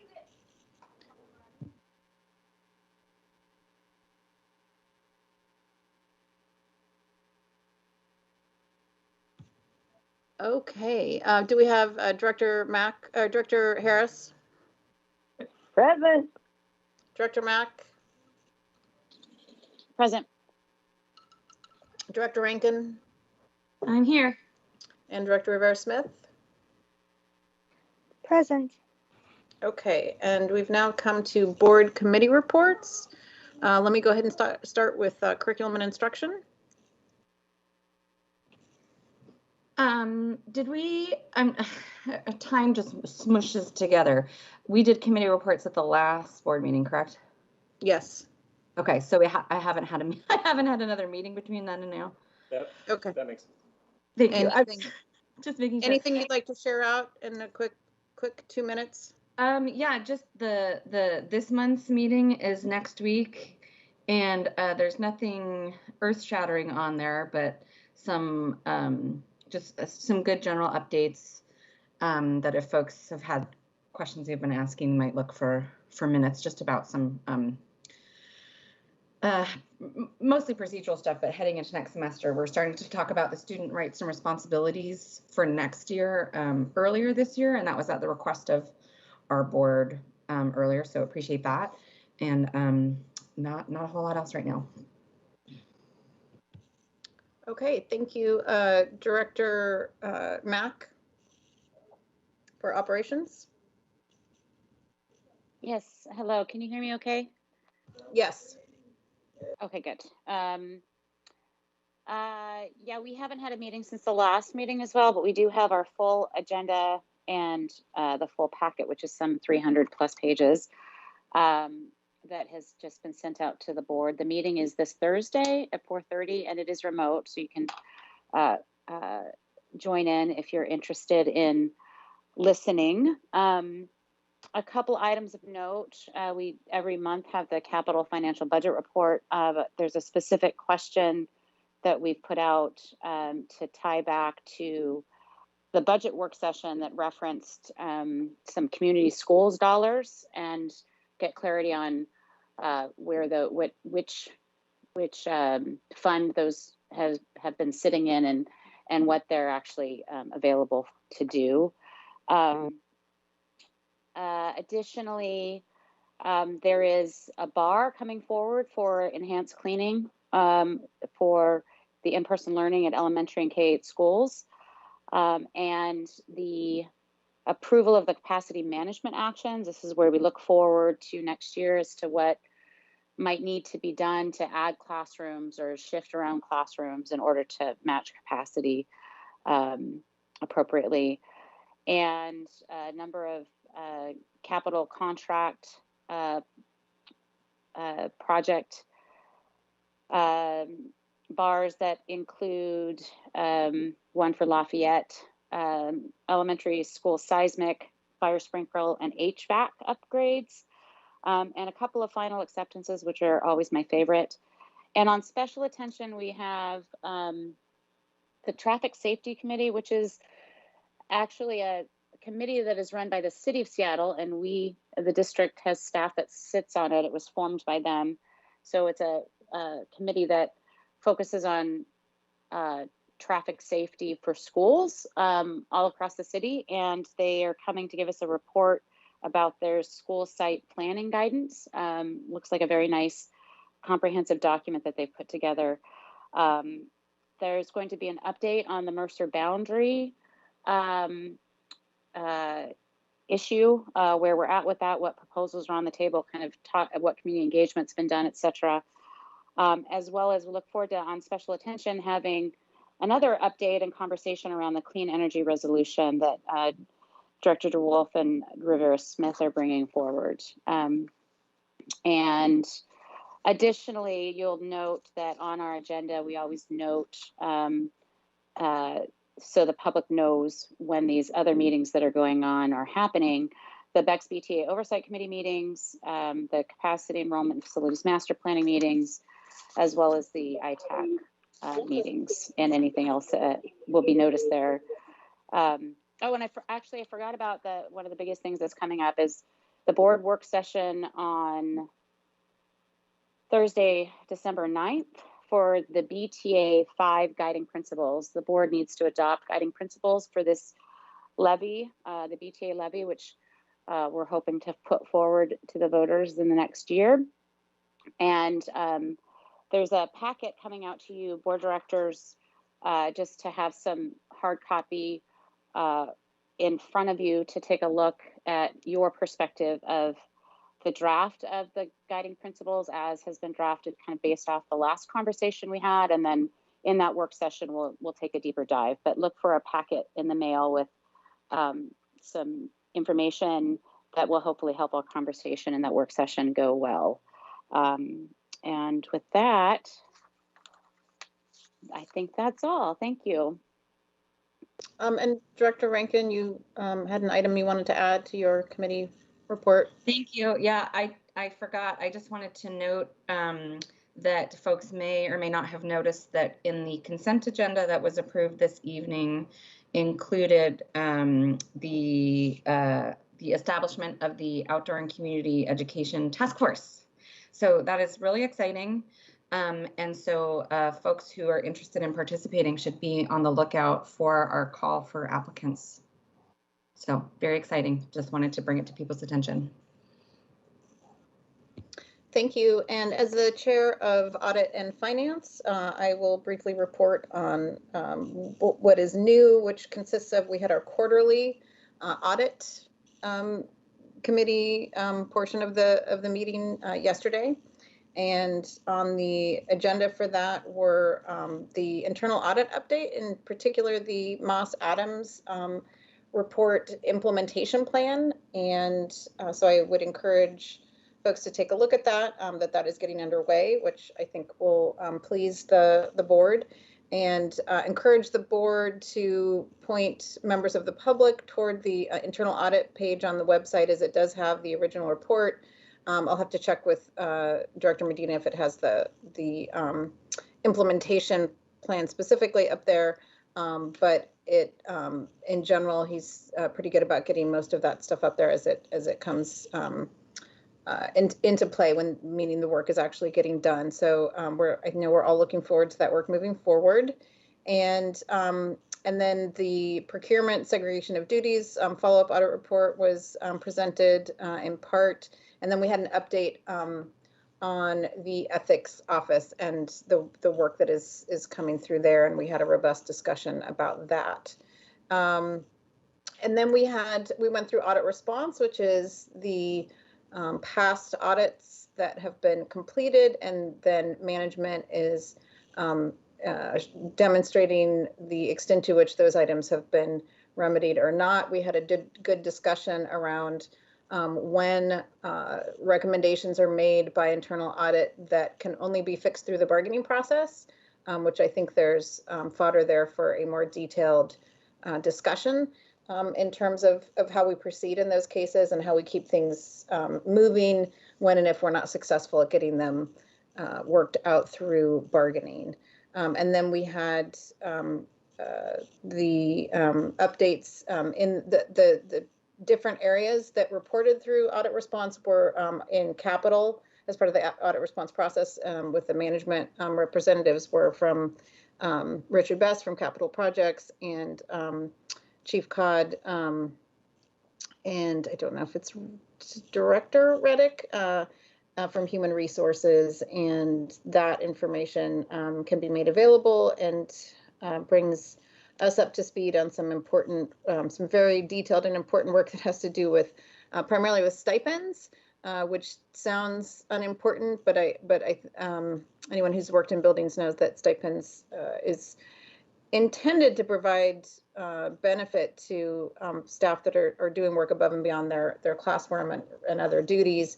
And I think that the work that they've done to get that all cleaned up, and again, that includes some bargaining pieces as well, I hope will bring greater value back to that stipend option that buildings use to support their staff when they're doing work beyond their standard work. So the full Audit and Finance Committee monthly meeting meets again on December 7th, so next week. And those are always at 7:30 a.m. on Mondays. And so I will leave that at that, and we will, Executive Committee, Director DeWolf. We have had a meeting since our last one, and you will be leading our next one next week. Okay, nothing else to report, I take it. So, let's see. We'll return to general board comments at the end of the agenda. So we're going to now move to the action items on today's agenda. As we move through these items, I will first call on committee chairs, then I'll call on the remaining directors for questions and comments. We will now move to action item number 1, approval of the 2020 to 21 District Educational Research and Evaluation Plan, SSC&I, October 13th for consideration. It came through just for listeners, C&I, or curriculum instruction, is now being referred to as Student Supports Curriculum and Instruction, otherwise known as SSC&I. And I hope that we'll do our best to state that out for our listeners. May I have a motion for this item? I am working on it at this moment. This is item number 1, correct? Yep. Because on my notes, that concerns the minutes. Give me 1 minute to get my bearings. You're in the consent agenda, so just scroll down. Okay, so we'll scroll all the way down to, let's see here. Okay, I see where we are now.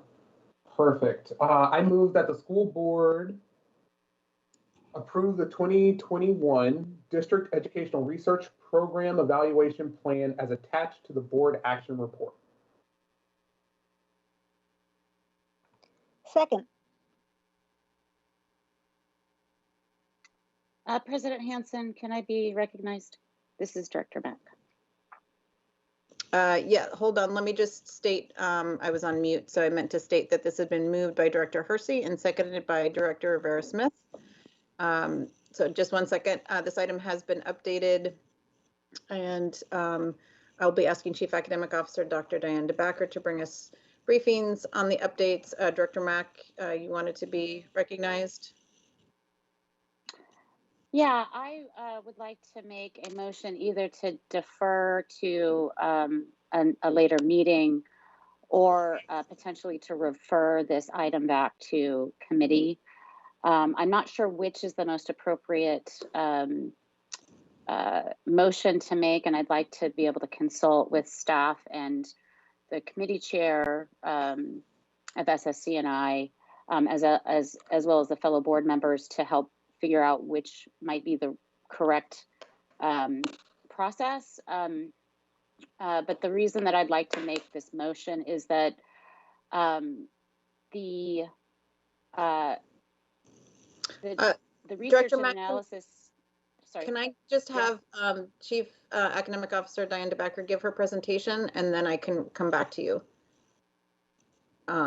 You'd like the motion to defer after the presentation from staff. That's fine with me. Because then other board members will be able to consider with more information.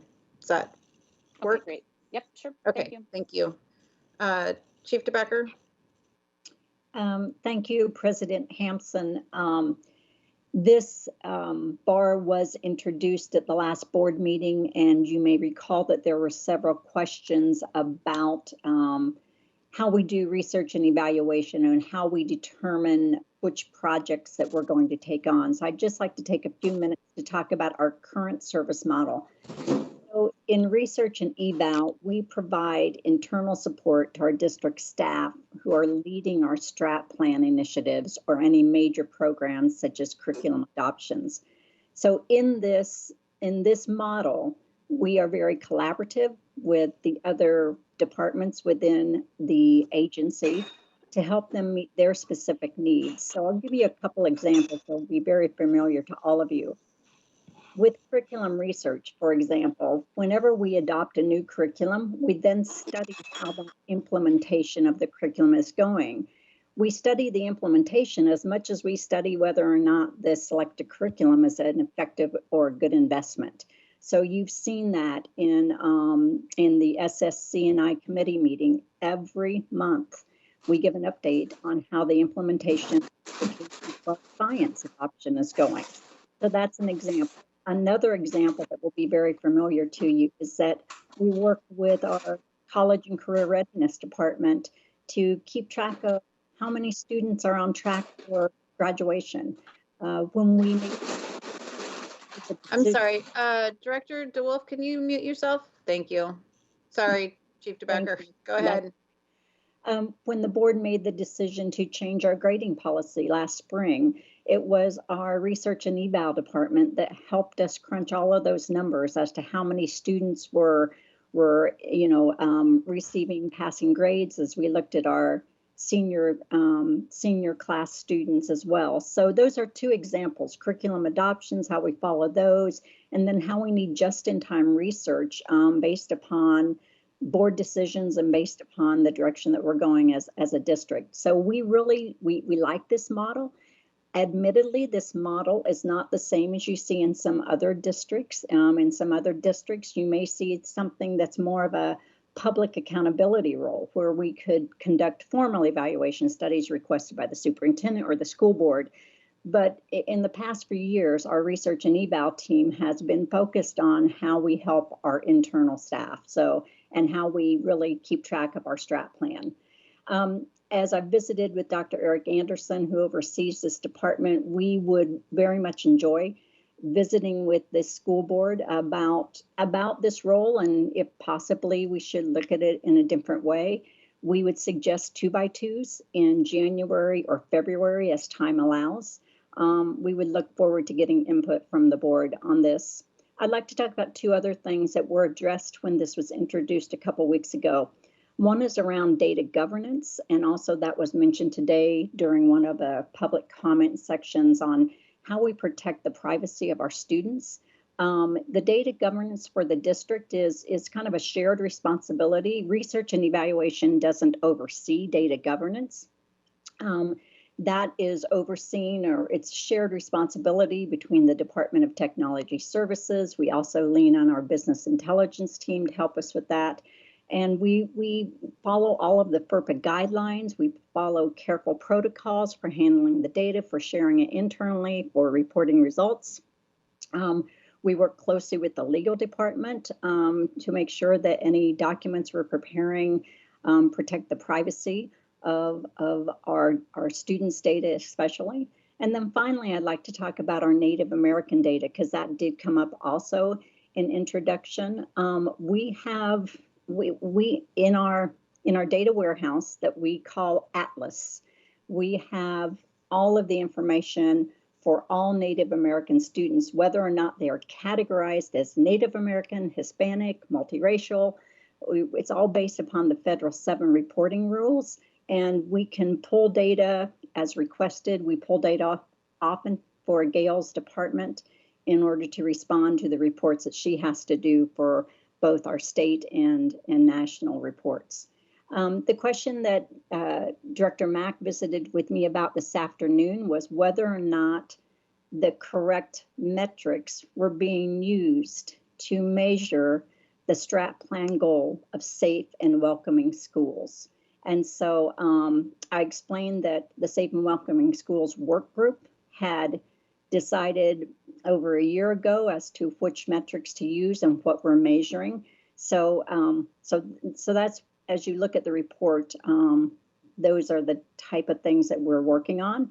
The two changes that we made in the report since introduction, they were minor changes, and they had to do with the titles or and the dates on page 3 and page 4 of the report. And we had 2019-20 rather than 2020-2021.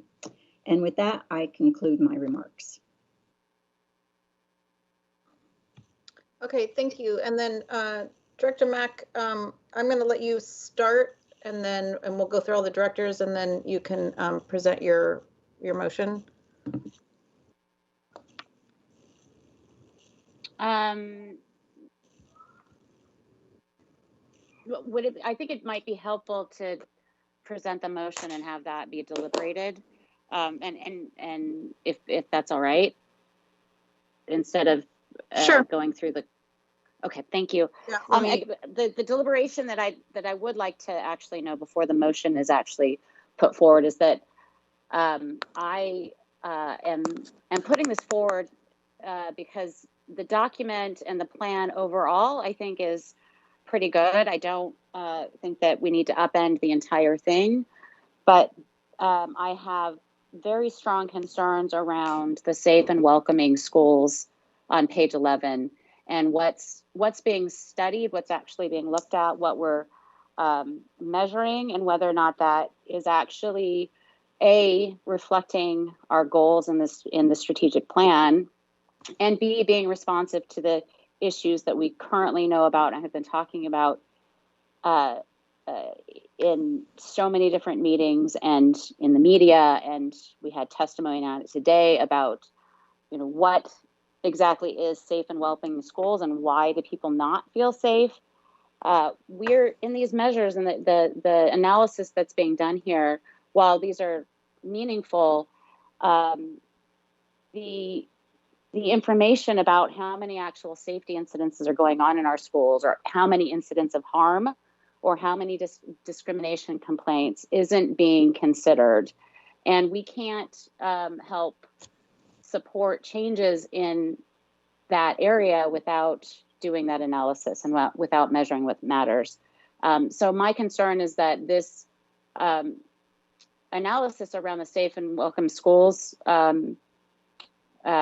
section in the strategic plan is missing the mark, and I would like to propose that we send it back to get closer to what would be more in line with our strategic plan and identifying where we have issues with safe and welcoming environments and how to address those. And to do that, I understand that this is a large body of work, and I don't know whether or not that work would be able to successfully be done between now and another board meeting, or if it would be best for this to go back to the committee to have conversation on it, so that it would be processed completely there. So if that's my question to board directors now, because I want to make the motion. I just don't know whether or not it's deferring it to another meeting or sending it back to committee. I'll rest there, and thank you for hearing me out.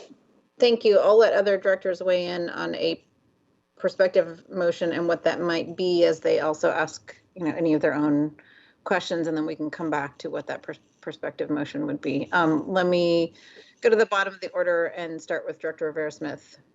Do you want to start with the committee chair? I'm sorry. Yes, I will start with the committee chair. Apologies, Director Rankin. Thank you. To kind of echo what Dr. DeBacker said, she and I have had discussion about not the plan for this year specifically, but in general, what direction is given and how the direction is given to utilize research and evaluation. I know that we collect a lot of data, and I'm really interested in us thinking about, in addition and in relation to what Director Mack is bringing up, are we looking at the right measures to show us for student safety what we want to see? My sense in a broader criticism, I guess, is that we state certain goals and then we collect data that tells us that we met those goals that we stated, and it feels like, and I'm sure there's a lot of nuance and other things that I don't see or don't have exposure to, whatever, but that the data we collect serves to sort of prove to ourselves that we did the thing that we said we were going to do. And I would really like us to take a much more critical and analytical approach with the data collection and have it be, instead of have it really inform not just what we did, but what we will do. Have it push us more towards helping us as a district identify where things might need to change, instead of just kind of confirmation that something we were pretty sure was going to work did work, if that makes sense. And so in terms of the 2x2s, I'm definitely interested and glad that there is support from staff to have 2x2s or a broader conversation around that. And then to Director Mack's point, I am wondering from staff, again, acknowledging that, we are more than a quarter into the year and that this is work that has been taking place. What capacity wise and what can we realistically expect for deferring the item or making potential changes to specifically what data we're going to look at for student safety? Can you, Dr. DeBacker, can you tell us kind of what impact that will have on staff and what might be the right way to move forward on that? Yeah, thank you, Director Rankin. Our work plan really is a guide for our work, but it's not rigorously binding. And we saw that play out many times since March, where we've had to shift and come up with other things and do research and give you data kind of on the fly. So we can and we always do adapt our work as needed. So I think what Director Eden or Director Mack is asking for is can be accomplished, and we can always revisit with the goal owner. So in the strat plan, there are goal owners. Like I'm the goal owner of 3rd grade reading, 9th grade on track, college and career readiness. Chief Jesse is the goal owner for safe and welcoming schools. So we can always look back at those and see if we have the right metrics. So I guess in answer to your question, Director Rankin, we can adapt as needed and asked to do. Okay, let's move to Director Rivera-Smith. Thank you. I really appreciate hearing from Director Rankin first on that, and then Chief DeBacker's response. I was hoping to hear that I have faith that our staff is flexible and can do the work that we need from them, because I really want to center students in all our decisions. Not to say that staff capacity isn't a great concern, but I appreciate that Director Mack is looking at the the direct data that would tell us, are our schools safe and welcoming, and if we're not doing that in this, which it's not clear that we are, then I would welcome those adjustments if it sounds like that is something that we can do. We have time. Yeah, that's my comments there. Thank you. Thank you, Director Rivera-Smith. And then let's go back to the top of the order to Director DeWolf. Thank you, Director Hampson.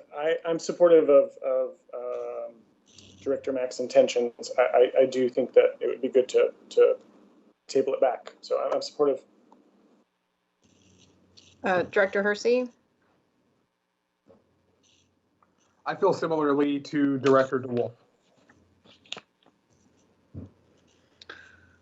Okay, I guess, and I think I shared my concerns, similar concerns at the last meeting, and I really struggle, as I believe we all are, to sink my teeth into this, and I'm not finding the kind of rich data interplay, nor from an evaluation standpoint, the kind of language that I think makes it as accessible as it needs to be, in terms of the output for a district educational research and evaluation plan.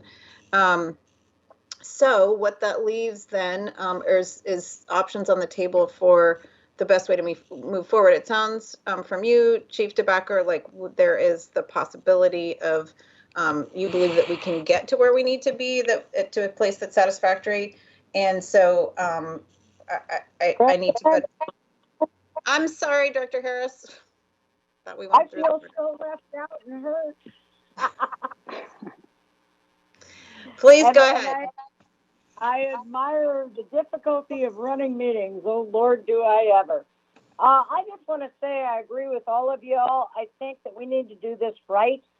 And I don't think that the short timeline in order to do this right and to make it really terrific is an impediment. And I hope that we do forward this to committee and to another date certain so we can have the kinds of conversations we need to have. And when we talk about restorative justice and transparency and accountability, we do that really, really well.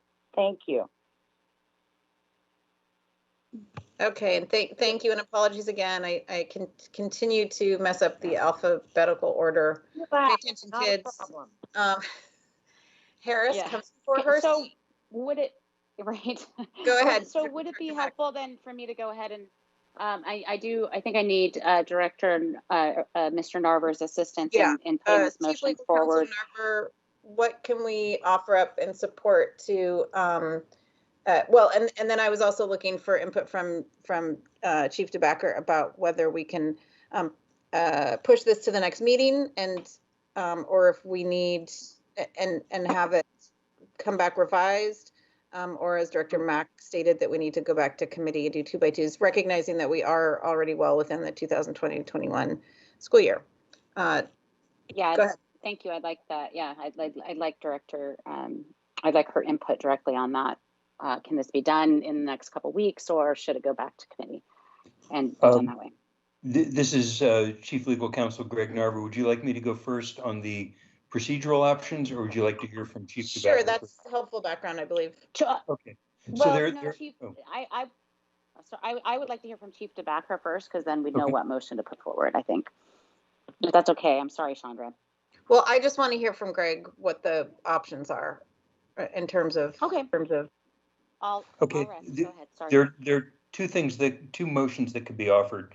One would be to postpone consideration of this to a date certain.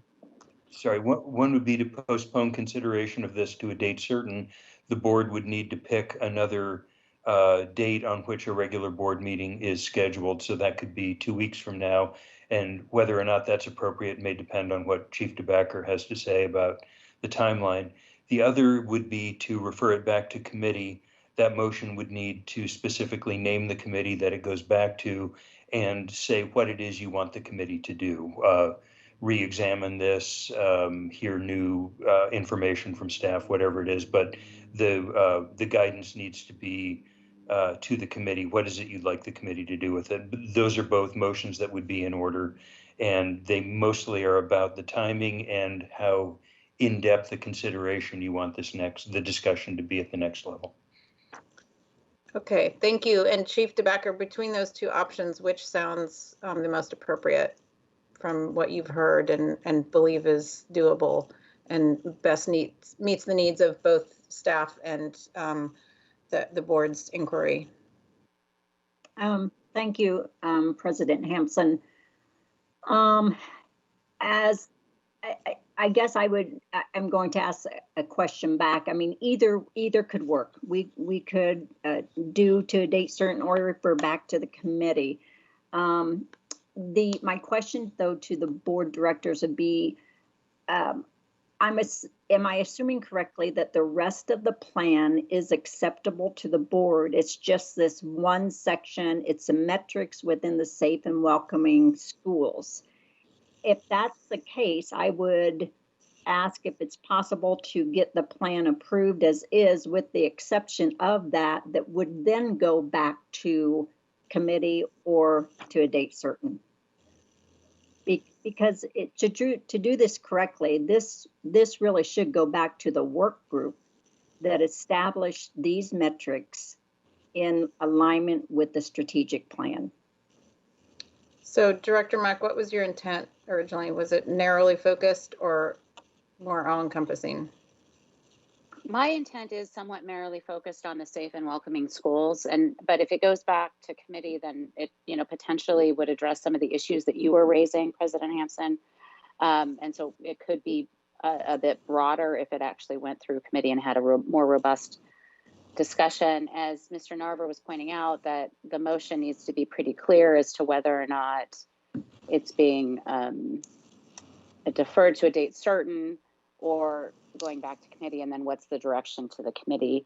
Ms. DeBacker just put a third option on the table, which I need Mr. Narver to clarify, because I don't think that exists, that we can approve this missing this piece, unless that is that an option on the table, Mr. Narver? That we can approve this bar except for this section. I was quickly looking at the policy 2090 to see, which does, of course, speak about board approval. I'm going to quickly give Chief DeBacker, who may know the policy in more detail than I, a chance to address that while I look at this. So Director Rankin had a question, and then we're going to have to make a call here for expediency on what motion is going to be made. Director Rankin, what's your question?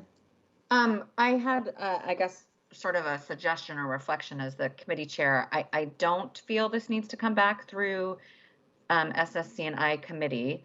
I think that the broader concerns that we have are addressed by, that to some extent we have to always move forward, and the broader concerns really kind of start from the ground up on next year's plan. Right. And that if there's a way for us to say, okay, this is the plan for this year, we approve it, and then within that, just get an update maybe on what the specific data points are for the safe and welcoming schools section.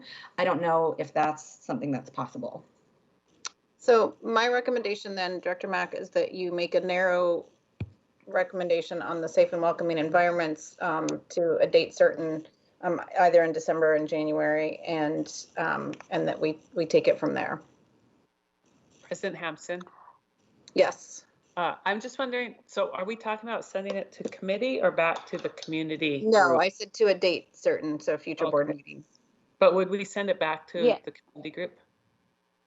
I think that actually, based on what I just heard from committee chair and President Hampson, it sounds to me like it would be most appropriate to defer the bar to a date certain, with the expectation that the adjustments be made on the safe and welcoming schools section before it comes back for approval.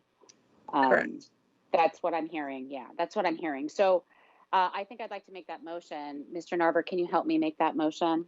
Yes, it would be, you would move to defer consideration of this to a date certain. You just need to pick a date on which there is a regular board meeting scheduled.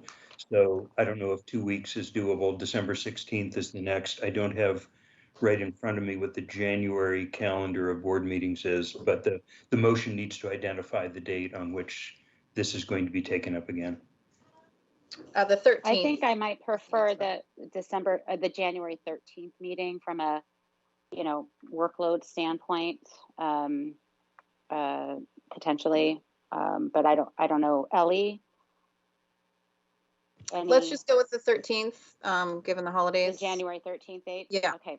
Yep. So Mr. Narver, let me repeat that.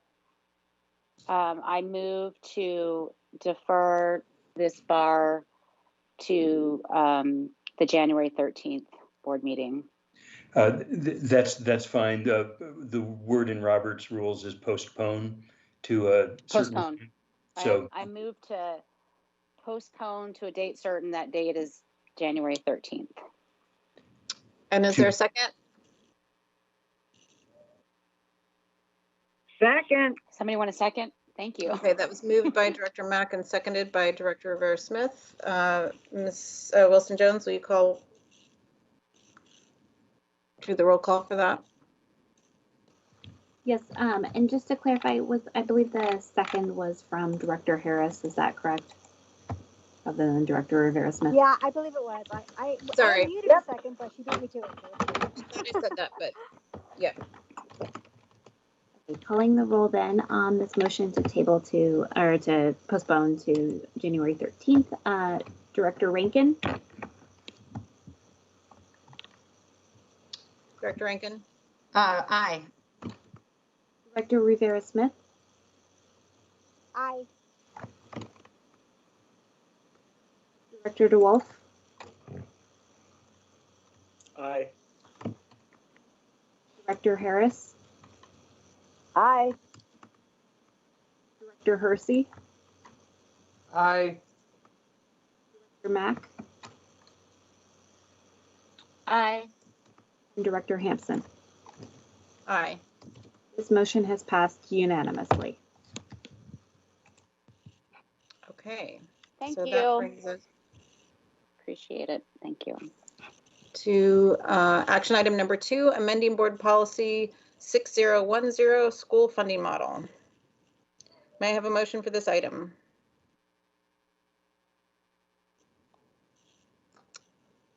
I move the school board, working on it. I move the school board amend board policy number 6010, school funding model as attached to the board action report. Second. Okay, this item has been moved by Director Hersey and seconded by, was that Director Harris or Director Rivera-Smith? No, that was me. That was Okay, that was Director Harris. Director Rivera-Smith, thank you. We will now move into discussion and action on amendments. Does one of the sponsors of Amendment 1 wish to make a motion for that amendment? I so move the amendment number 1 as referenced, both in the bar and the attachment. sorry, this is Chief Legal Counsel Greg Narver. I think we actually need to read the motion language that is in the bar for Amendment 1. Of course you do, when I just lost my place on. I'll get there. Hang on. Unless someone else wants to do it.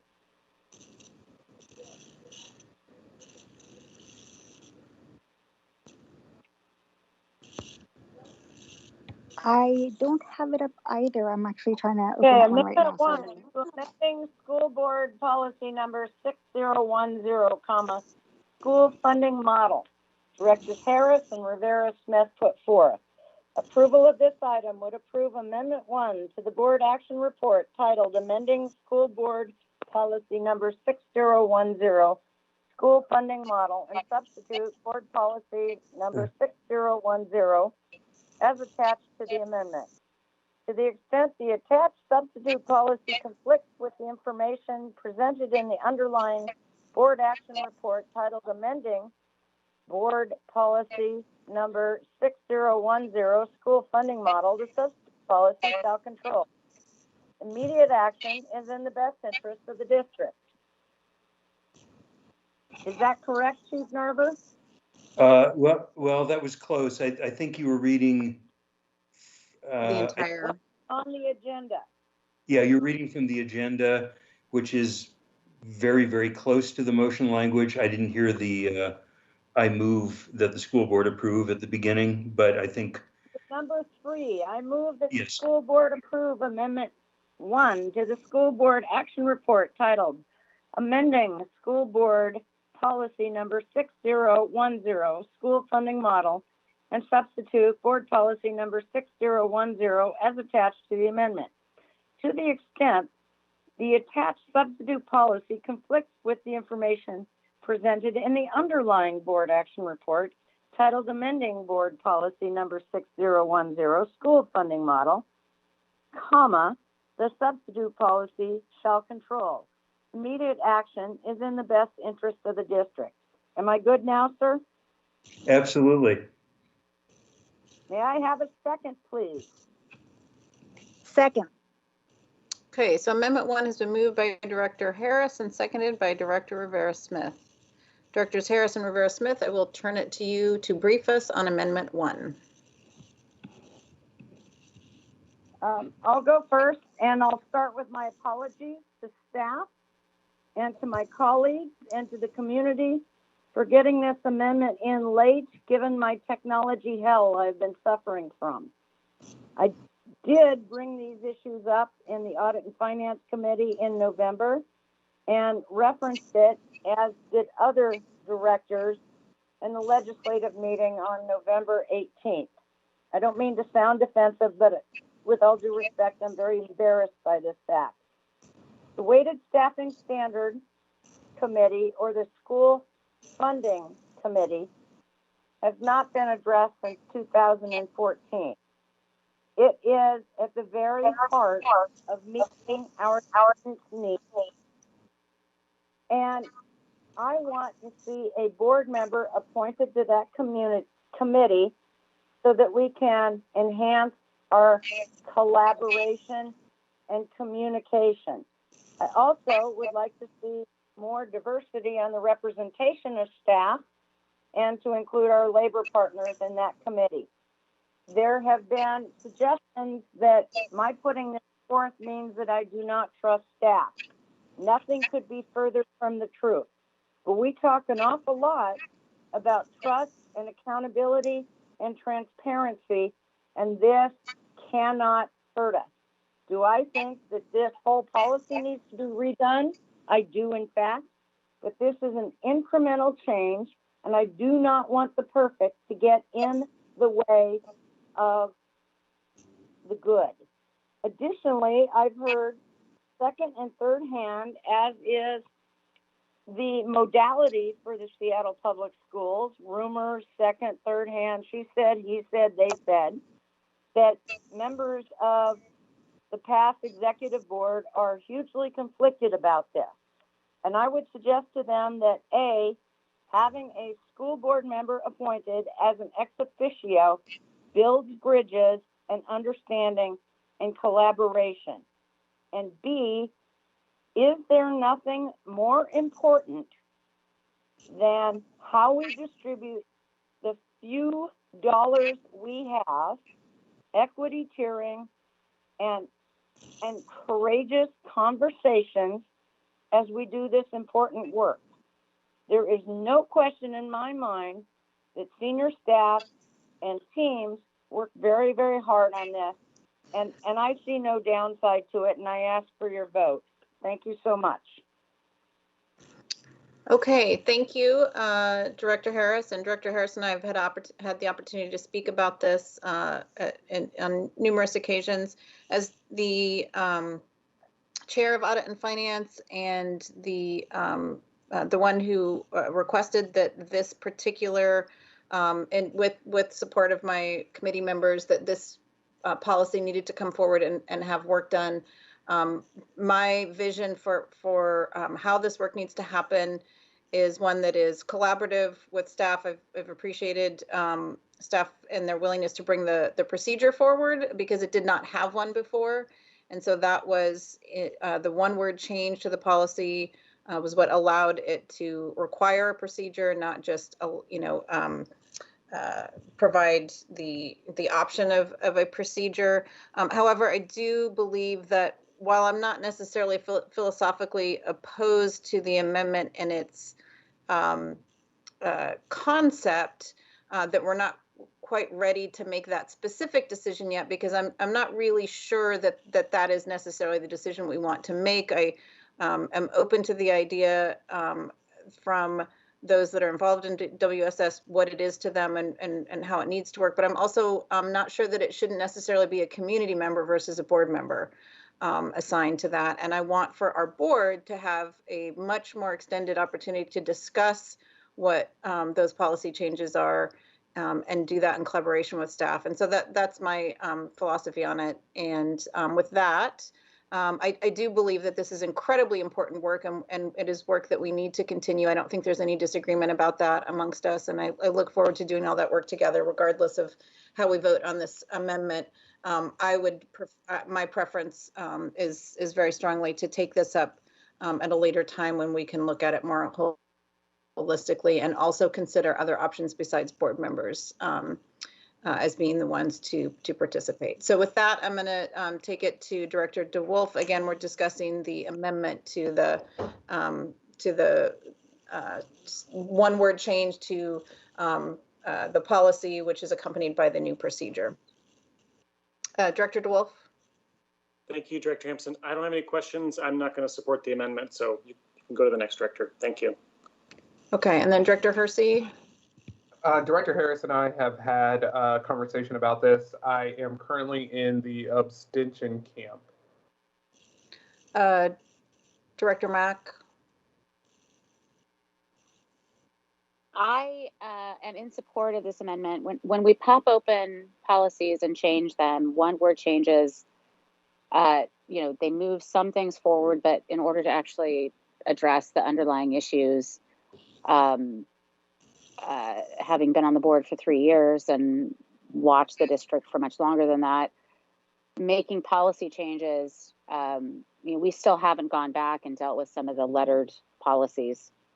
So I would actually encourage support for this amendment because I do believe that calling out the committee in specific is important because it is a committee and it should be transparent in the deliberations around school funding. It's such an important decision-making body that calling out as a committee and having it function more transparently, I think is incredibly important. I also support having a board liaison role to support that so that there is a better tie-in to understanding the conversations that are happening as the process is going on. So I would encourage my colleagues to also support this. I understand that the work could happen later, but we are making this decision today, and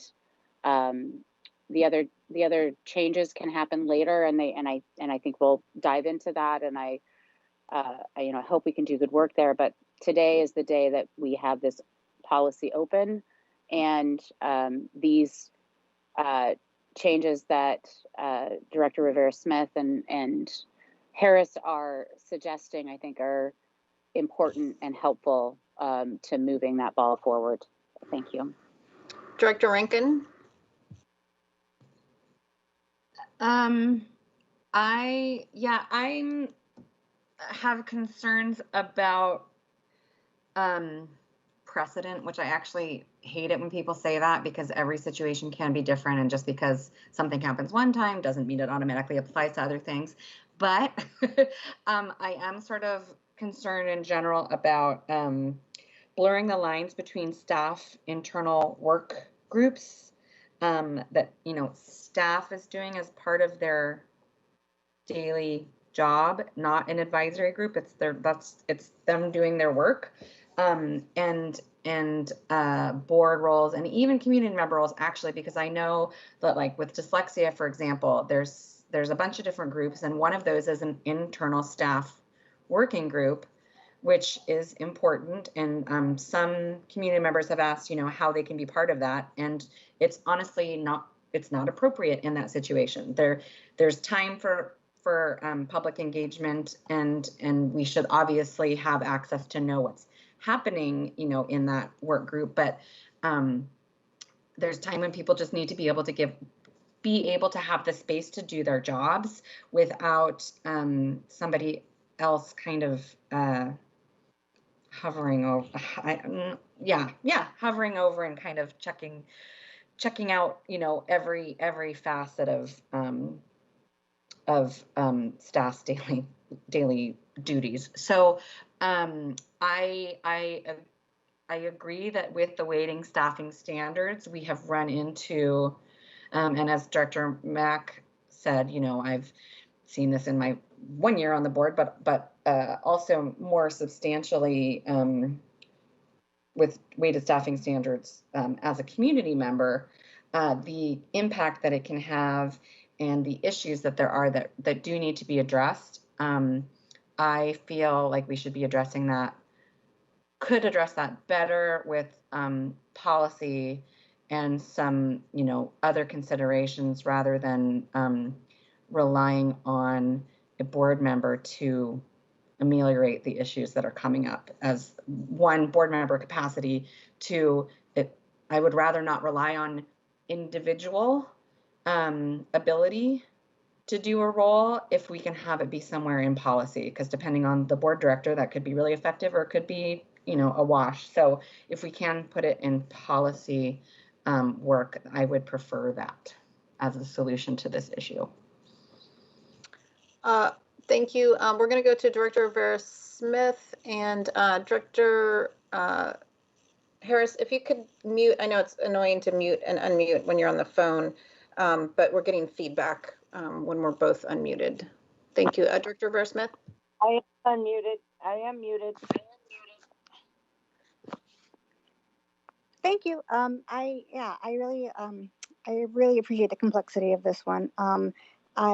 I'm still in support of the amendment. I think that it doesn't have to be an either or, because I think that Director Rankin has some good points there about the improvements and changes we can make in policy. And I will note that the current policy does call for this to be it's a committee, and I hear that it's a more of a work group that doesn't really function as a traditional committee, but it looks like it's supposed to, at least because it's in policy to be a committee. So that I think we can use it as, or consider it as such.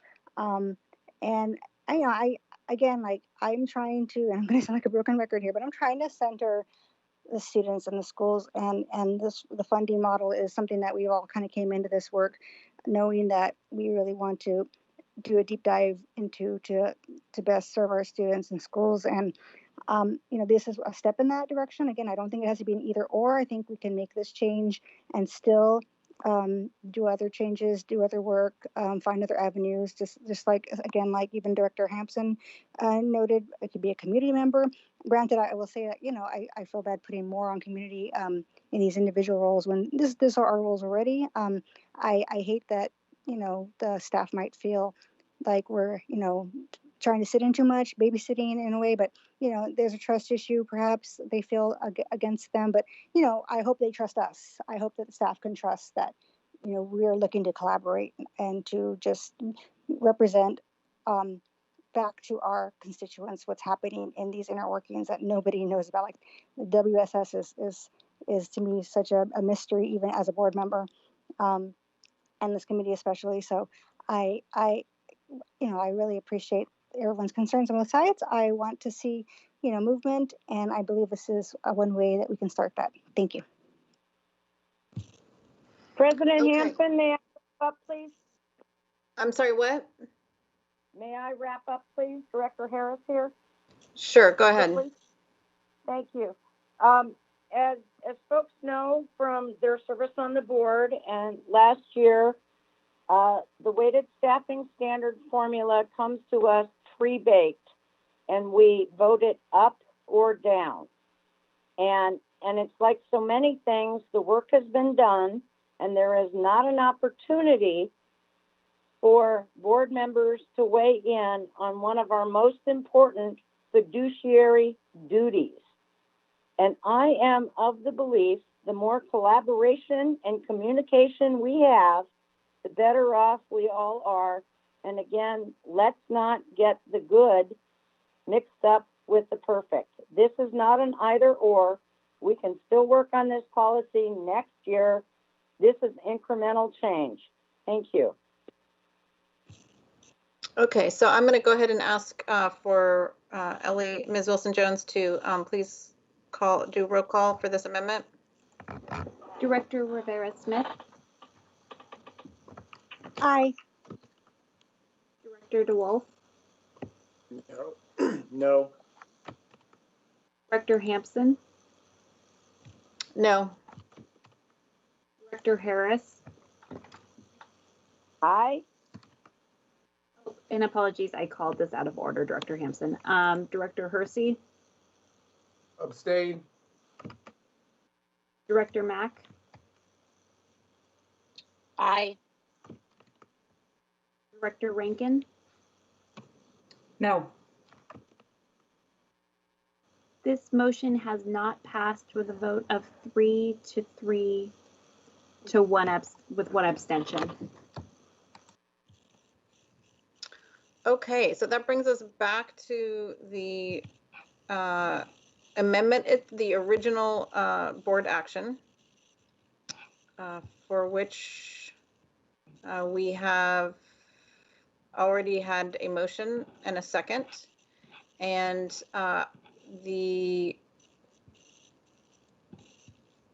as one of the people who brought this forward, the chair of the committee, I'll just I've mostly stated that which is relevant. I'm grateful that we're all committed to this work. I hope that our disagreement on this particular amendment doesn't preclude us from working together to get to a place that we know we need to be as a board, and having a much more directive and clear policy. And I am grateful to having a procedure now against which we can have that interplay and determine what that's going to look like, and then therefore direct any changes to that might come up in procedure, and ultimately to have a true equity focus in the policy, which it does not currently. So for me, this is teeing up that work by having now both the requirement that there's a procedure, the statement of the procedure, and then the determining what we need to do over the course of numerous months, and collaborating with our labor partners, with our principals association, and with staff to get to a place that is relatively comfortable for all of us. So with that, I'm gonna turn it over to Director DeWolf to ask any further questions about this one-word amendment to this procedure, to this policy, which is accompanied by the procedure. No questions here. Ready to vote. Thank you. Okay, and is that just coming from Director Harris? I certainly said my piece. Thank you. Thank you. Director Hersey? None from me. Thank you. Director Mack? Yeah, I appreciate, and I'm glad that we finally have some procedures attached to this. But I have the ongoing concern around kind of, only partially touching on policies that actually needed some other substantial changes to them, and we don't get there. And so I'm going to end up abstaining from this vote, because I think we need to do a better job of comprehensively adjusting the policies instead of one-word changes. I think it takes more time to do it this way, and it's not as efficient. And I'm not sure that we are actually meeting all the goals. So I appreciate that there will be continued work, but there's my perspective. Thank you. Director Rankin? No further comments or questions from me right now. Director Rivera Smith? No questions or comments. Thank you. Okay, Ms. Wilson-Jones, roll call, please. Director Rankin? Sorry. Wow, I was very surprised by that for some reason. I've got the wrong page up on my screen. Yay or nay? We're back to the unamended. Right. Okay, thank you. Yay. Yes. Aye, whatever. Director Rivera Smith, Aye. Director DeWolf, Yes. Director Harris, Aye. Director Hersey, Aye. Director Mack, Abstain. Hampson. Aye. Motion has passed by a vote of 6 yes to 0 no to 1 abstention. Thank you, Ms. Wilson-Jones. We will now move to action item 3, approval of management and operations agreement for Memorial Stadium parking lot. This came to ops on November 5th for approval, or was sent up from operations committee on November 5th for approval. May I have a motion for this item? Of course. I move that the school board authorize the superintendent to execute a contract with Republic Parking for management and operation of the Memorial Stadium parking lot for a projected amount of $400,000 over a 5-year term, in the form of the draft agreement attached to the school board action report, with any minor additions, deletions, modifications, or actions deemed necessary by the superintendent to implement the contract. Is there a second? Thank you. This item has been moved by Director Hersey and seconded by Director Rivera Smith. Now to directors for any comments or questions before we move to the vote. Director Mack is chair of operations. Would you like to start? Yeah, we had robust conversation. We moved it forward for approval with no consideration. I just want to check in really quick with Mr. Podesta, ensure that there are no changes since introduction, and all is well. Correct, Mr. Podesta? That is correct. Thank you. Okay, excellent. So, yep, no further comment then. Thank you. Okay, Director DeWolf. Thank you. No, this is pretty straightforward. Thank you. No questions. Director Harris. Yeah, at the intro, I asked Chief Podesta whether or not should we get lucky enough to change the Memorial Stadium either via the MOU with the City of Seattle, or we find a benefactor, whether or not this lease would get in the way of it. And he advised that it would not, and that it has ability to terminate when that happens. So I am in favor of this. Thank you. Director Rankin. I have no questions or comments. Director Rivera Smith. No questions or comments. Thank you. And as I have no further comments or questions, we can move to the roll call vote. Director DeWolf, Yes. Director Harris, Aye. Director Hersey, Aye. Director Mack, Aye. Director Rankin, Aye. Director Rivera Smith, Aye. Director Hampson. Aye. This motion has passed unanimously. Thank you. We will now move to action item number 4, BEX 4 and BTA 4, final acceptance of contract to K5108 with Western Ventures Construction for the John Stanford Center for Educational Excellence freezer upgrade project. This came through ops on November 5th for approval.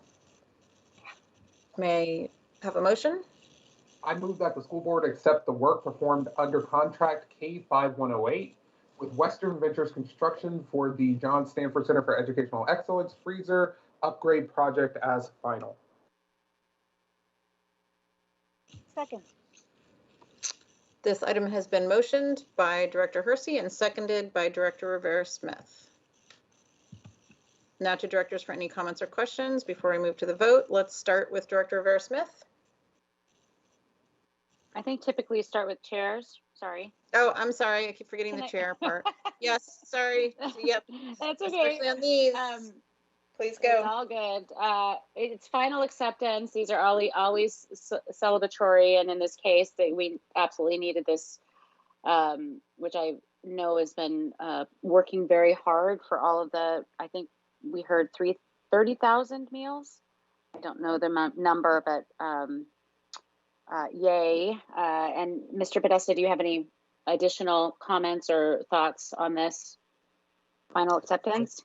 No, the work was completed last summer, and yes, we are producing a lot of food in the central kitchen with our circumstances this year, and the work was completed, and the freezer is serving our needs at this time. I like success stories, so thank you. I have no further comments. Okay, apologies again. We'll get this committee part down. Director Vera-Smith? No questions or comments from me. Thank you. Director Rankin? Just yay, final acceptance. Nothing else from me. Director Hersey? None for me. Thank you. Director Harris? Way to go. Thanks. Director DeWolf? None here. Congratulations. And I have yay freezer upgrade. That's all I have to say about that. Go ahead and do the roll call. Ms. Wilson-Jones. Director Harris. Aye. Director Hersey. Aye. Director Mack. Director Mack. Yeah, aye. Sorry. Aye. Yes. Director Rankin. Aye. Director Rivera-Smith. Aye. Director DeWolf. Yes. Director DeWolf, was that a yes? Is a yes, correct. Thank you. And Director Hampson. Aye. This motion has passed unanimously. Thank you, Ms. Wilson-Jones. We will now move to action item number 5, Memorandum of Understanding with Principals Association of Seattle Schools, PASS, to amend the evaluation process for the 2020 to 21. This came through Executive Committee on November 12th for approval. May I have a motion for this item? I move that the school board authorize the superintendent to enter a memorandum of understanding with PASS to amend the evaluation process in accordance with the OSPI evaluation guidelines for the 2020-2021 bulletin number 063-20 attached. I guess that would be guidelines for the 2020-2021 school year, or yeah, that's what the text says, but thank you. Is there a second? Sorry, was there a second? Yeah, I got it in there. Second. Okay. This item has been motioned by Director Hersey and seconded by Director Vera-Smith. I just want to double check, Chief Narver, because I know this has occurred in the past if we don't state the motion correctly. Are we good with that statement? I think the motion was read correctly, yes. Okay. So with that, we'll go to directors for comments or questions, starting with the former president of and executive committee chair, Director DeWolf. Thank you, Director Hampson. I know we had talked about this last time and I got moved here, so I maintain support for this.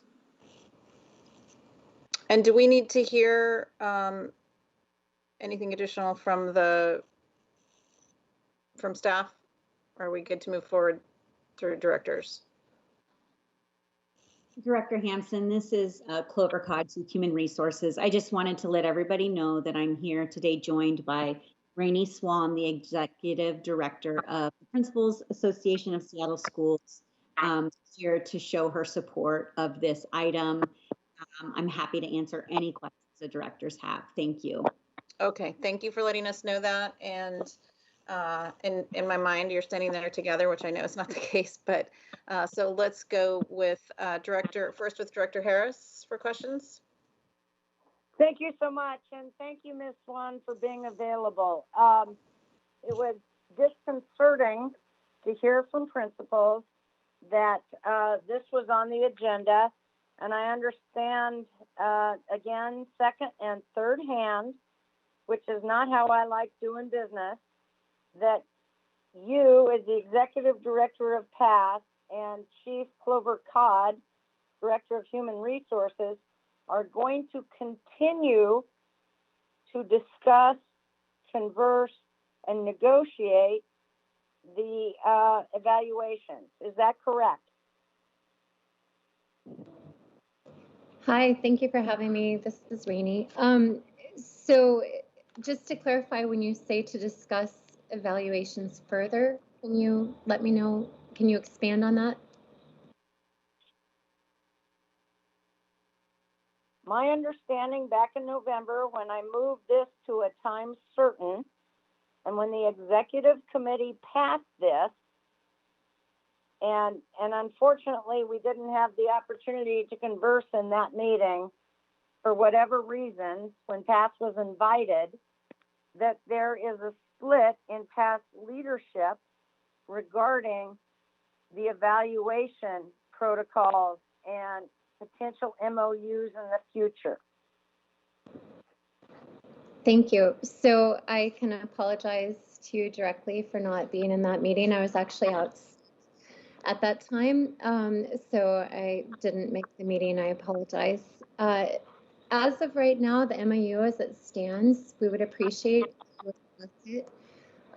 We're pleased with it as it stands, and Dr. Codd has been very helpful and open doors as far as discussing other things that we need to work on and address. And as you can imagine, there's always a long list. And PASS is working on its protocols and communication, much like all of us, to make sure that we can somehow come to the same page on things. But as of this current MOU up for review, I think it's pretty straightforward.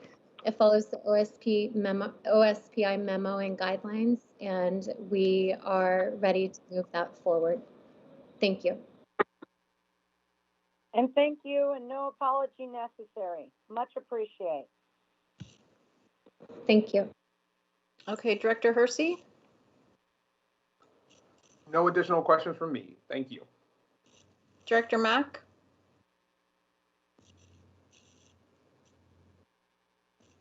Director Mack? Yes, thank you. Yeah, I just thank you for being here today. Your first name, Rainey, I'm seeing. I'm sorry, I'm not seeing the last name. Yeah, no. To represent and demonstrate your support for this MOU, and look forward to supporting it. So thank you. Appreciate that. Okay, Director Rankin?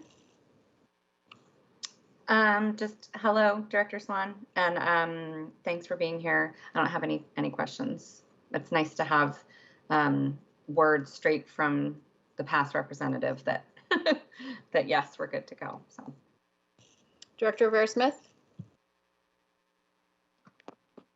No questions or comments. Thank you. Did I get everybody? Director DeWolf, did you have a chance to go? Yes, I was first. Thank you. Okay, thank you. Just lost track of it there for a moment. Okay, and I don't have any further questions, so we can move to the roll call. Director Hersey? Aye. Director Mack? Aye. Director Rankin? aye. Director Rivera-Smith? Aye. Director DeWolf? Yes. Director Harris? Aye. Director Hampson? Aye. This motion has passed unanimously. Okay, we will. Apologies. Okay, We will now move to introduction item number 1, 2020 to 21 legislative agenda. This item is sponsored by the board legislative liaisons, directors Hersey and Rankin, Chief Financial Officer Jolynn Berge. I believe you will be beginning the briefing. I will, thank you. So this is the annual legislative agenda, which is a formal statement of our district's legislative priorities. It does not mean, the legislative agenda generally focuses on a limited number of priorities, but it doesn't matter. It doesn't mean that we are limited to our input on other topics as those arise. The legislative agenda, with the help from Directors Rankin and Hersey, they proposed areas that included the following: stable funding, counseling and social emotional supports, restorative justice, and access to learning. That would conclude my remarks, and I would be happy to answer questions.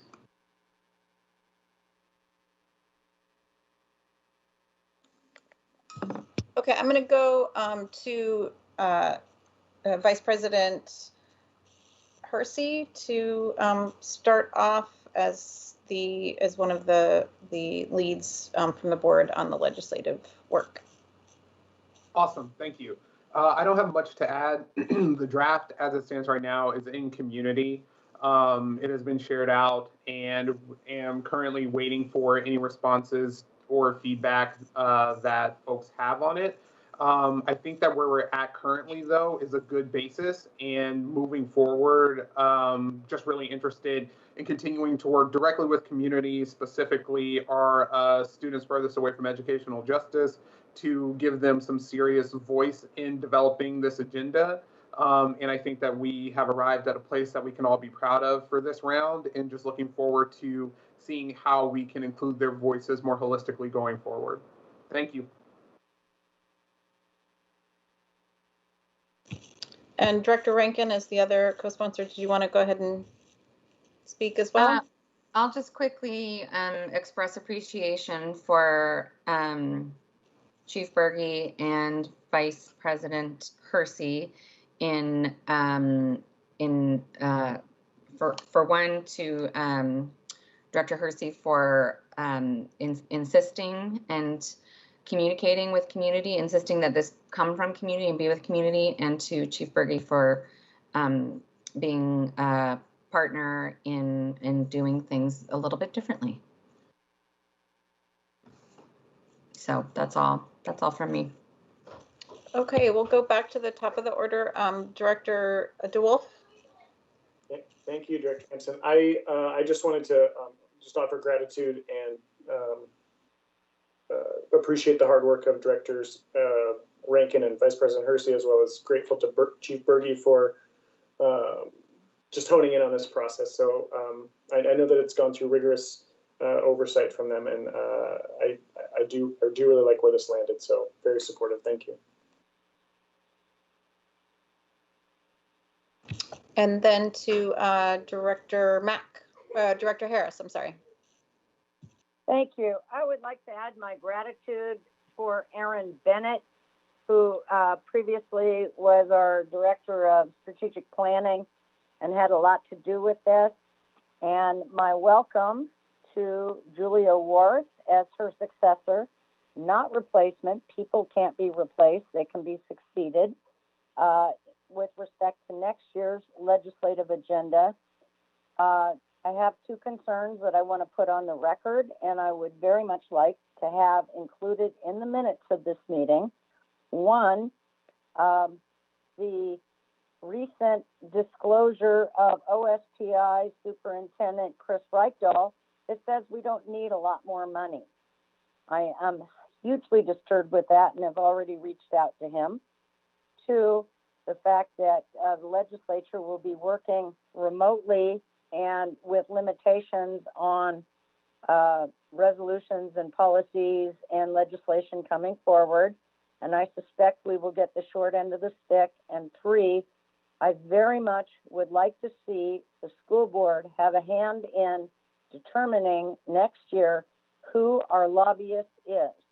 I think there is a wide range of folks that are more embedded in community. and folks of color that might be well placed to carry our message forward. And the fact that this contract continues to roll over without school board input is highly disturbing to me. Thank you. Director Mack? Yeah, I also extend gratitude for the work that went into compiling this, having worked on it in years past and been on the WASDA's legislative committee. The list of policy priorities is ridiculously long, and narrowing it down clearly into a document that is understandable is challenging. And so I really appreciate this document. It actually, I feel as if it is reflective of collectively our legislative priorities. And it's also aligned with other organizations so that helps us bolster our movement forward. The one question that I want to reflect back to Director Hersey and Rankin and community is I wonder whether or not the section around restorative justice is as broad as community and we feel it should be. I wonder whether or not we want to kind of broaden that to student safety and not as narrowly focused on restorative justice. I don't have an answer there. I'm just curious to know whether or not that is something that you all think might be beneficial to broaden that perspective. There is a new position statement out of WASDA around student safety that could dovetail with that.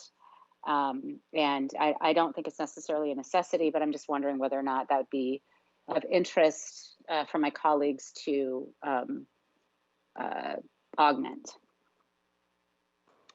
Yeah, I would just say send me the language and I will run it past community or let's find the time to connect and develop the language so I can share it out as soon as possible.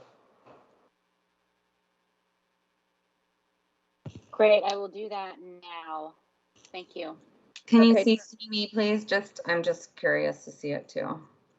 My initial response would be broadening it might detract from the intended focus on restorative justice very specifically to just like safety and I don't know. So yes, please CC me. And then Director Rivera-Smith. Thank you. Yeah, I want to show gratitude to Vice President Hersey and Director Rankin for the work in this. It's a beautiful presentation here. I really appreciate the thought that went into it, the depth it goes into. Well, you know, having like the nice succinct kind of buckets, what we're looking to advocate for this year. I don't have any other questions or comments, I think. I just want to say thanks and appreciate your work. Okay, and I've actually have had opportunity to discuss this at length in our former discussions, but also with each of you, staff and board leads, and appreciate where we've appreciated the work session, appreciate where we've ended up with this. And I do want to say, I know those work sessions are a lot of work, but they do, from what I can see, they've paid dividends in terms of the community being able to see a lot more of the work that does go on, and that's worth the price of admission. So thank you for that portion of this, and looking forward to seeing how this plays in session this year. And that leaves us with nothing left but board comments section of the agenda. So I'm going to start with and show my gratitude for his leadership over the past year as president to the now former president, Zachary DeWolf.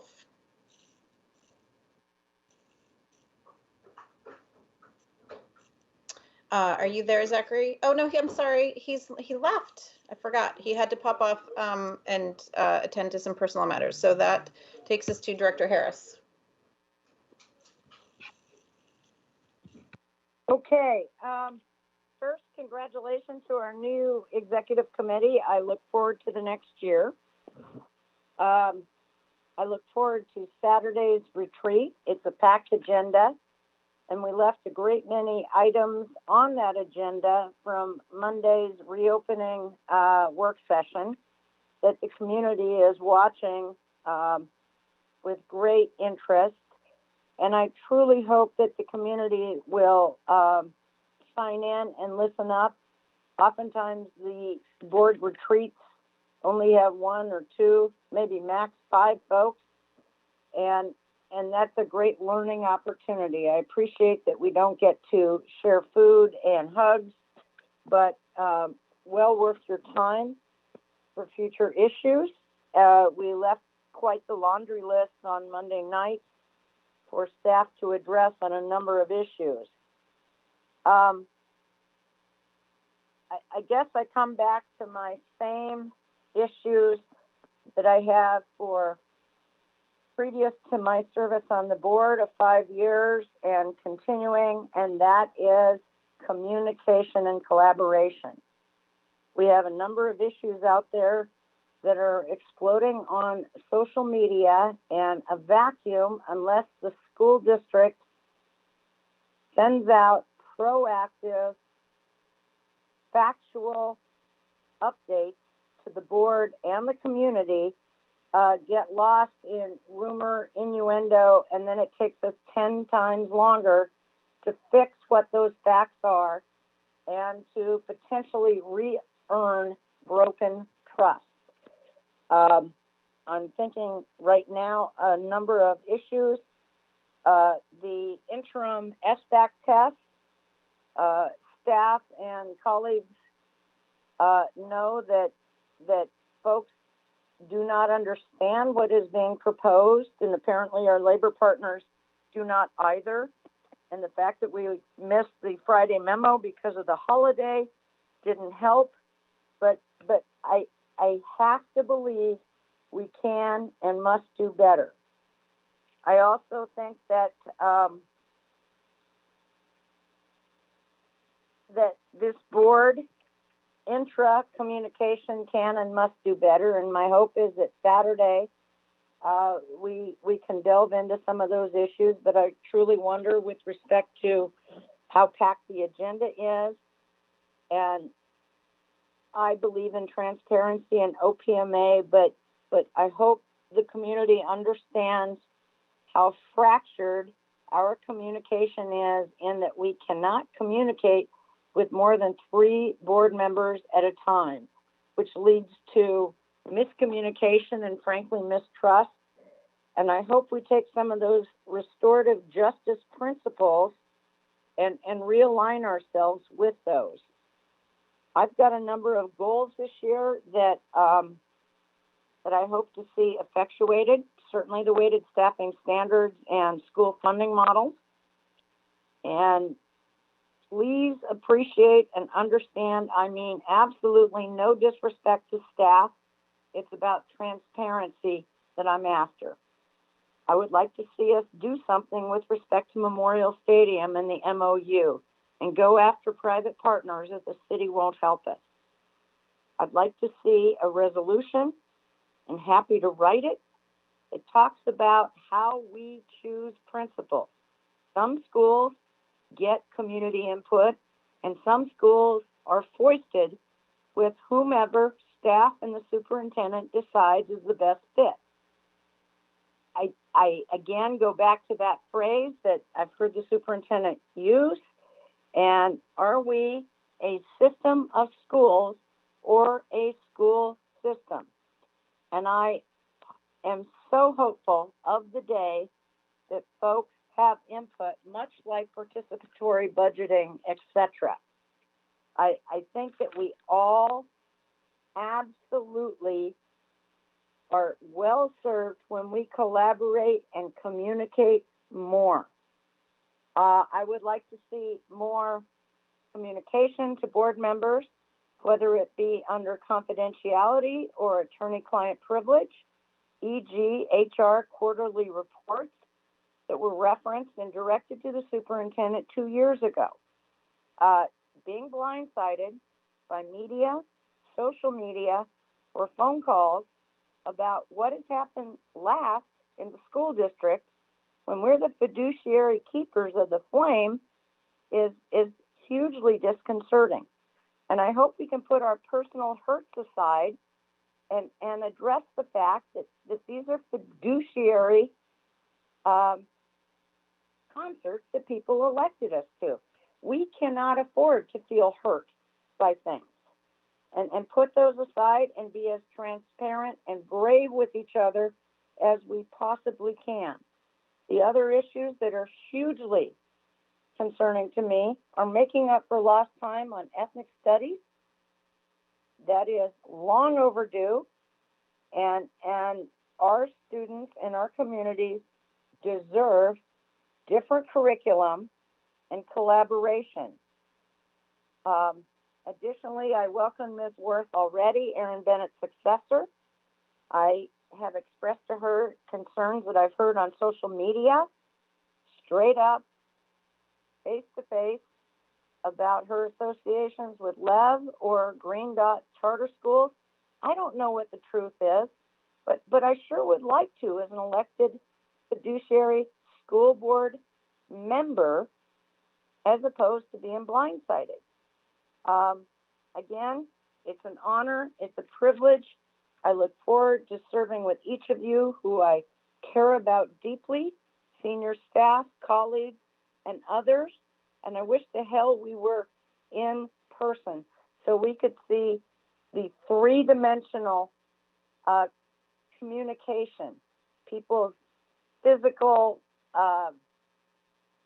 gestures, et cetera, I believe that each and every one of us are here for the right reasons, and I look forward to where we go from here.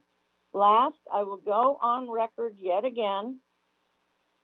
I have my issues with Superintendent Juneau. She knows what they are. We've been most candid with each other, and I do not believe that changing superintendents in the middle of a pandemic is a good idea. And I thank you all.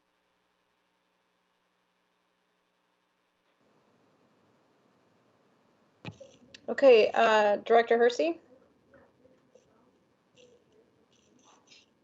I have taken quite a bit of airspace this evening, so I'm going to just keep it brief. Again, a huge thank you to Director Campbell for stopping by our weekly D7 meetings and for all of the participants, including the organizers from Seattle Council, PTSA, Sabrina Burr, O'Hara Jimenez, and so many others, Sarah Gawa, the list just goes on, who show up week after week and really do some real-time problem solving for our communities down here. I just want to express my undying gratitude to all of the folks who have shown up for those calls at one point or another, and I'm excited to continue those. So I will end it at that. Thank you all, and looking forward to our next meeting. And then on to Director Mack. Yes, we get to the end of the meeting and we've talked about so much, it's actually difficult to figure out what is worthwhile to take the time to say. The public testimony folks are probably already gone and not hearing this, but again, I always appreciate raising issues and coming to speak to us and telling us about things. I do appreciate and have ongoing concerns around all of the things that were brought up. And I think we have many of those kind of tucked into various work going forward. So thank you for bringing your voice forward. Thank you for the students for talking about their experience as we continue moving forward in this pandemic with the challenges that we're in, the recognition that our students are struggling and our families are struggling, that this isolation is really difficult on everyone. And I you know, I'm concerned we're not doing enough to focus on the students that aren't engaging. I'm concerned about mental health, and I just continue to hope that our principals and the district, in terms of how we're spreading resources, that we're focusing them to ensure that we're supporting our students to the best of our abilities. And I think my AirPods just died, so I may. Can you hear me okay? Yes, we can. I'm switching back to a different microphone. I apologize. I gave overview of ops, what's coming up. There's a lot there. And on all the other issues, they're going to be on our agendas in upcoming meetings. Congratulations to all the new executive committee members. I look forward to working with you and continuing to work with you, but even more so with you all guiding the ship and working together in service of our students. I do have a community meeting coming up. I know that Seattle Council PTSA has been organizing this for all of us, and thank you for putting it together. I believe mine's on Monday, maybe Tuesday. Apologies. It should be on the website now, and I know that there's other ones that are coming up as well. So look forward to seeing folks in that meeting and Zooming and connecting. Hopefully we can answer some questions and at least be present with each other with the questions and concerns that we have going on. And with that, I will conclude my remarks. Thank you. Director Rankin? Thank you. It's kind of astounding to me that it's already December. It was 1 year ago today that myself, Director Hampson, Director Rivera-Smith were sworn in for the first time, and Director Harris for her second term. And in that year, oh my gosh, I think we've done maybe the work of a full term. Who knows? I don't know. It's been a very, very interesting year. And so just big thanks to, it's your fault to people who supported me that got me here, but thanks to people who supported and who continue to support and email me and call me and let me know what's going on in your community, and let me know when I've asked questions or made comments that you support. It's always nice to hear kind of confirmation that work is going in the direction that that community supports. So thank you. Big thanks to Seattle Council PTSA. As Director Mack mentioned, they have been really, really great in helping us, well, not in helping us, in organizing forums for us for our director districts. Mine is a week from tomorrow, I think, at 6:30, and you can find the link. I think it's on the SPS website. You can pre-register and join.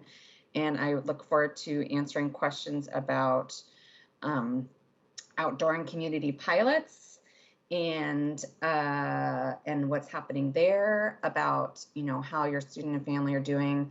The last community meeting that I had, I'm trying to remember, I think it was just with 1 or 2 schools, but I got the sense that what a lot of people needed was just to not feel alone, and to feel like somebody was listening to them. So I'm ready to hear it.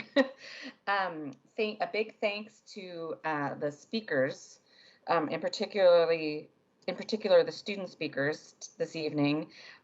Simone from Nathan Hale, I can practically throw a rock and hit Nathan Hale from where I live. So you're one of my constituents, my students. Something that you said really struck me, and I would love to talk with you more about that if you're listening at all, which is that old school is lost and new school needs to be established. And I could not agree with you more. There are a lot of things that will never and should never be the same as they were before the pandemic.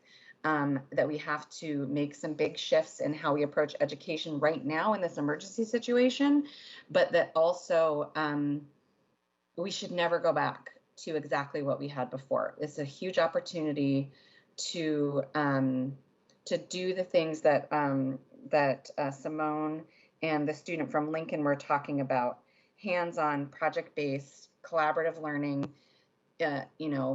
acknowledging our identity and place, and really making education, instead of a series of hoops that you have to jump through, and then when you turn 18 you can be free of it, to public education as empowering our youth for the lives that they want to lead and the citizens that we need in the world. So that I would love to keep talking about that. The idea that the student from Lincoln had about study hall is something that I'm really interested in talking about, and I will probably bring up on Saturday, about once presuming that at some point more in-person learning will be possible, in kind of accordance with the priority groups that were discussed in the work session on Monday, that I would really like to be able to offer space for students, particularly students of color furthest from educational justice, who are overrepresented right now in our groups of students who are at risk of receiving an incomplete. I would really, really, really like us to think about what it could look like to open up some in-person space for like a study hall for students who are having a hard time engaging, provide a space where they can come and connect with educators. And so anyway, we'll talk about that. I said a lot yesterday and said a lot just now, and I'm sure I'll talk a lot on Saturday. So to just finish off, I want to read a testimony from someone who she submitted testimony and then somehow was not, didn't make it onto the list. So I'm just going to quickly read Kate Harris's testimony here. And she says, my testimony topic is the need for in-person options for students in pre-K, K grades 1 and 2. I'm a parent to a preschooler with an IEP and volunteer with Seattle Special Education PTSA. In the spring, the school board announced that they are prioritizing pre-K through 2 students, as well as those with disabilities and English language learners. And yet, not even SPS preschools that focus on students with disabilities are offering in-person instruction 8 months into this pandemic. Preschoolers were the last to even receive devices. It does not sound like they are prioritized to me. I have personal experience to share to demonstrate the school closure's impact on my preschooler with disabilities. Pre-COVID, my child was thriving in an SPS developmental preschool. He received weekly, if not daily, specially designed instruction for speech therapy, physical therapy, and occupational therapy. Remote learning was difficult and sometimes impossible for him to access. Despite our best efforts in weekly remote and private therapy sessions over spring and summer, my child struggled to learn even with intensive parent involvement. But is that result surprising? How does a 4-year-old learn to share or join play with their peers over the screen? What about IEP goals to learn how to hold a crayon, put on a coat, and catch a ball? They cannot through remote learning alone. My child is lucky. He won a lottery spot in the UW's EEU preschool and started in-person learning 2 days a week in October alongside peers with and without disabilities. Remote learning complements those in-person days. He's thriving again in that hybrid inclusive model with strict COVID safety protocols in place to keep him, his peers, and his teachers safe. But what if he didn't win that preschool lottery? What about his peers who didn't win and whose families are far too busy with preschoolers right now to join you today? I urge the school board to give families choices for their youngest learners. In-person is not best for every child in a family during a pandemic. Risk is personal. Each family's cost-benefit equation is personal. For many families, in-person options are what is best for their child and for a family like mine. How is the district planning for this priority for pre-K students, pre-K through 2, and students with disabilities? What is the plan for opening pre-Ks in person as an option to families? What are the reopening criteria? I urge the district to have a detailed plan in place so that we're ready to respond to forthcoming public health guidance in weeks and not months. The future is uncertain, but let's plan. Thank you for your service to public education. And again, that was a letter from a constituent, Kate Harris. That was not from me. And I'll conclude with that. Director Rivera-Smith?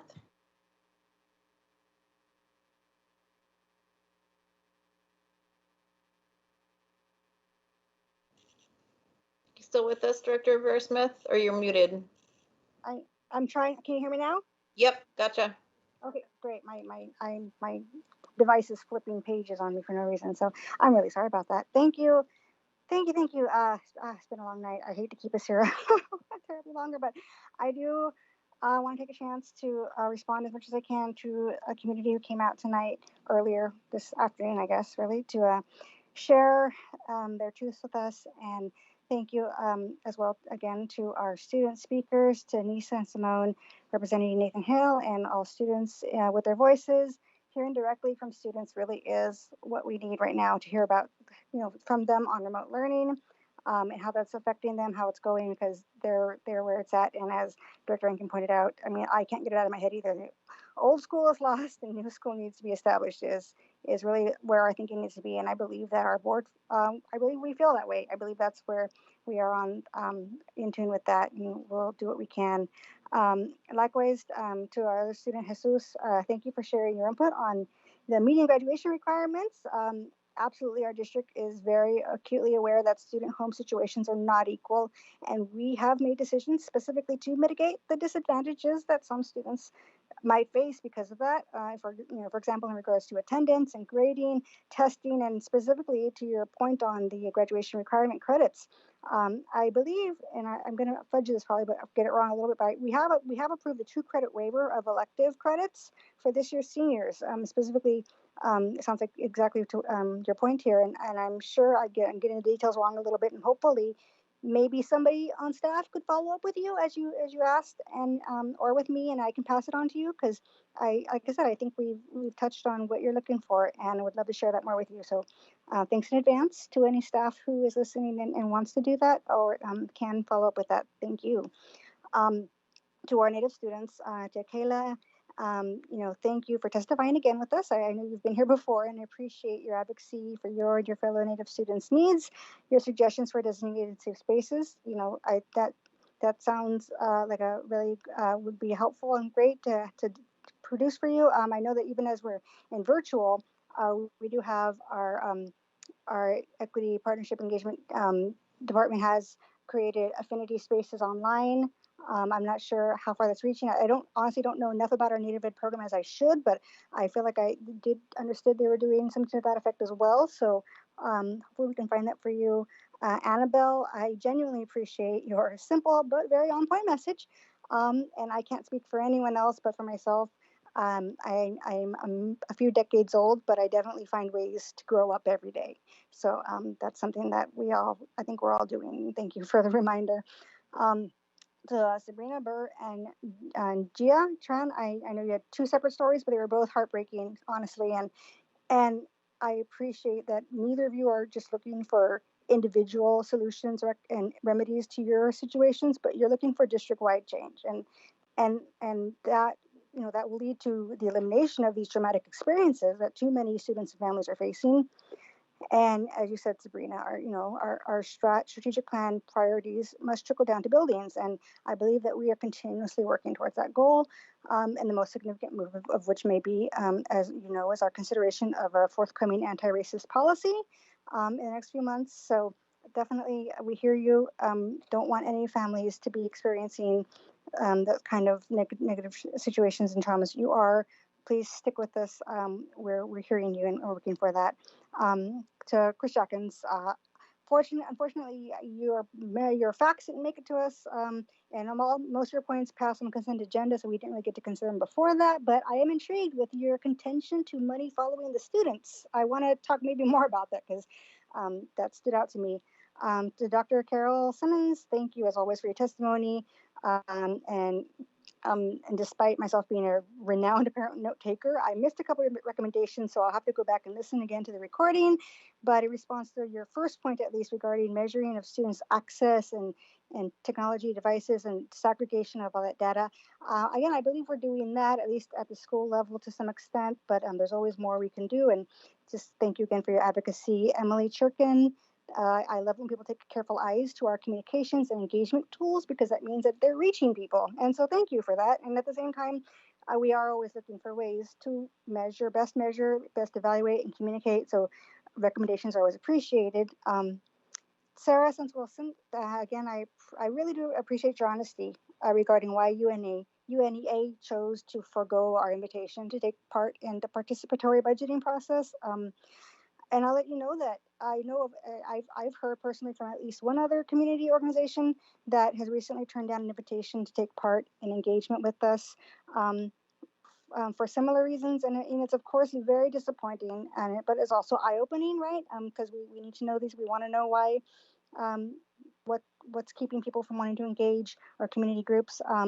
But specifically in regards to your suggestion that we, compensate community members for participation on these committees, I'll just let you know, and others, that I have in fact I've been in conversations at least with staff and community stakeholders about that very topic, because it is at its core an equity issue that we ask our traditionally underserved families and community members to donate to us their time, their energy, their intellectual capital, and for many of them it's years, some of them it's years at a time, right? So, and in the end, they don't often see what comes of that. They don't feel appreciated. They don't, for that sacrifice they made. So I'm definitely trying to look into how we can, how we can define what compensation is and how we can find ways to offer that, in whatever form we decide that would best be served. So more to come on that. Manuela, thank you. You're right. The time is now. You said it very simply, and thank you for your and Seattle Council's PTSA's work on forming the student safety committees. I really look forward to the insights that come out of that. Thank you as well for the hosting of our community meetings that we've already mentioned, that will be held, being held now, coming here, I think tomorrow, or is Director DeWolf's, and then ongoing. Mine, I believe, is the 12th. So to Charlotte Schubert, thank you for your thoughts on in-person learning. It's always nice to have a scientist in the house, and I encourage you to listen on Saturday when we talk more about that. Yana Parker, thank you. I'm pretty sure I'll get into trouble if I start commenting on your individual case, but I can say that I think you'll be hard pressed to find anybody at SPS who does not feel the urgency of getting our special education students with IEPs who cannot be served remotely into our schools. And as you know, Seattle Special Education PTSA President Janice White emailed us a list of very pertinent questions that are much like what you're asking. And I understand the board will be receiving answers to those soon. Staff is working on that. And I know that's only one piece of an ongoing conversation, but I hope we will be able to get some answers and clarity there on where we're at and how we do move forward. I'm sure I'm scrolling because I don't want to miss people. Shanna Brown, thank you for speaking on behalf of the Indian Parent Advisory Committee about your support for Superintendent Juneau. I'm hearing so much from support and both sides of this. It is a huge decision we're making, and thank you for putting your voice into there. Brooke Strom, I hope I'm saying your last name right, with the UNEA, or Clear Sky at least, I know, and thank you for your being here again to testify. We should never stop evaluating our programs and services and looking to improve. So thank you for your feedback, suggestions on that. Whew, I think that's everybody. If I missed you, I'm so sorry. I'm reading the screen, and but it's been a long night. I thank you guys all for all of your work here, staff, for all the time you put in, for families listening. Yeah, this is a big week here. Tonight was surprising. We've got some elections down here, and I'm definitely excited to be working on an exec committee with President Hampson and Vice President Hersey. You gotta get used to saying those now. And now on Saturday, we're gonna do some more important work regarding our ongoing conversation with how we get students safely back into our schools, and looking at doing all of those things with our strategic plan in mind and in focus. I think I'm good there. Thank you again. I will pass the mic. Okay, I'm just going to take a moment to, even though he's not here to hear it, I want to thank Director DeWolf for his service as president. It is always a pretty thankless job, one that I undertake willingly, and I know my fellow directors will do the same in their turns. And I am grateful to him for leading us through a very difficult time. And so all my gratitude to him, and I'm glad that we still get to serve together for another year. And then I would just briefly send gratitude out to the numerous parents that in particular that listened, parents and caregivers that listened on the phone for the in-person work session, and then took time to write incredibly thoughtful emails and follow up with phone calls. Those insights and just as in the same way that the students that presented at the top of the public comment did today provided incredible insight and valuable confirmation and input, and shared not just their experiences, but their truly their helpfulness and their thought process and putting themselves and their own families, kind of second to what they see as being the overall needs for the district. And I know how difficult things are for families working with their kids in remote schooling, wanting them to do well, wanting them to get something out of this year. I believe that we are entering a particularly difficult time. I'm worried about our families in very large measures. And while we have had some relief, I believe we need to become particularly vigilant about those that may be in crisis or struggling with the pressure at home of being under this COVID scenario and not necessarily having any relief in sight, maybe some hope.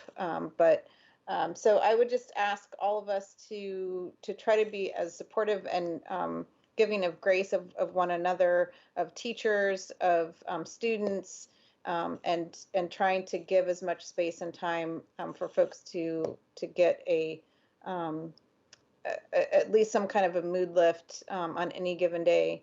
Thank you for the sunshine for the last 2 days. It's meaningful and helpful. And when we reach out and support one another, it lifts our moods as well. And with that, as there is no further business on the agenda, this meeting the regular board meeting is now adjourned at 7:07 p.m. Thank you all. Thanks, Bini Gigi. Thanks, everybody. Stay healthy.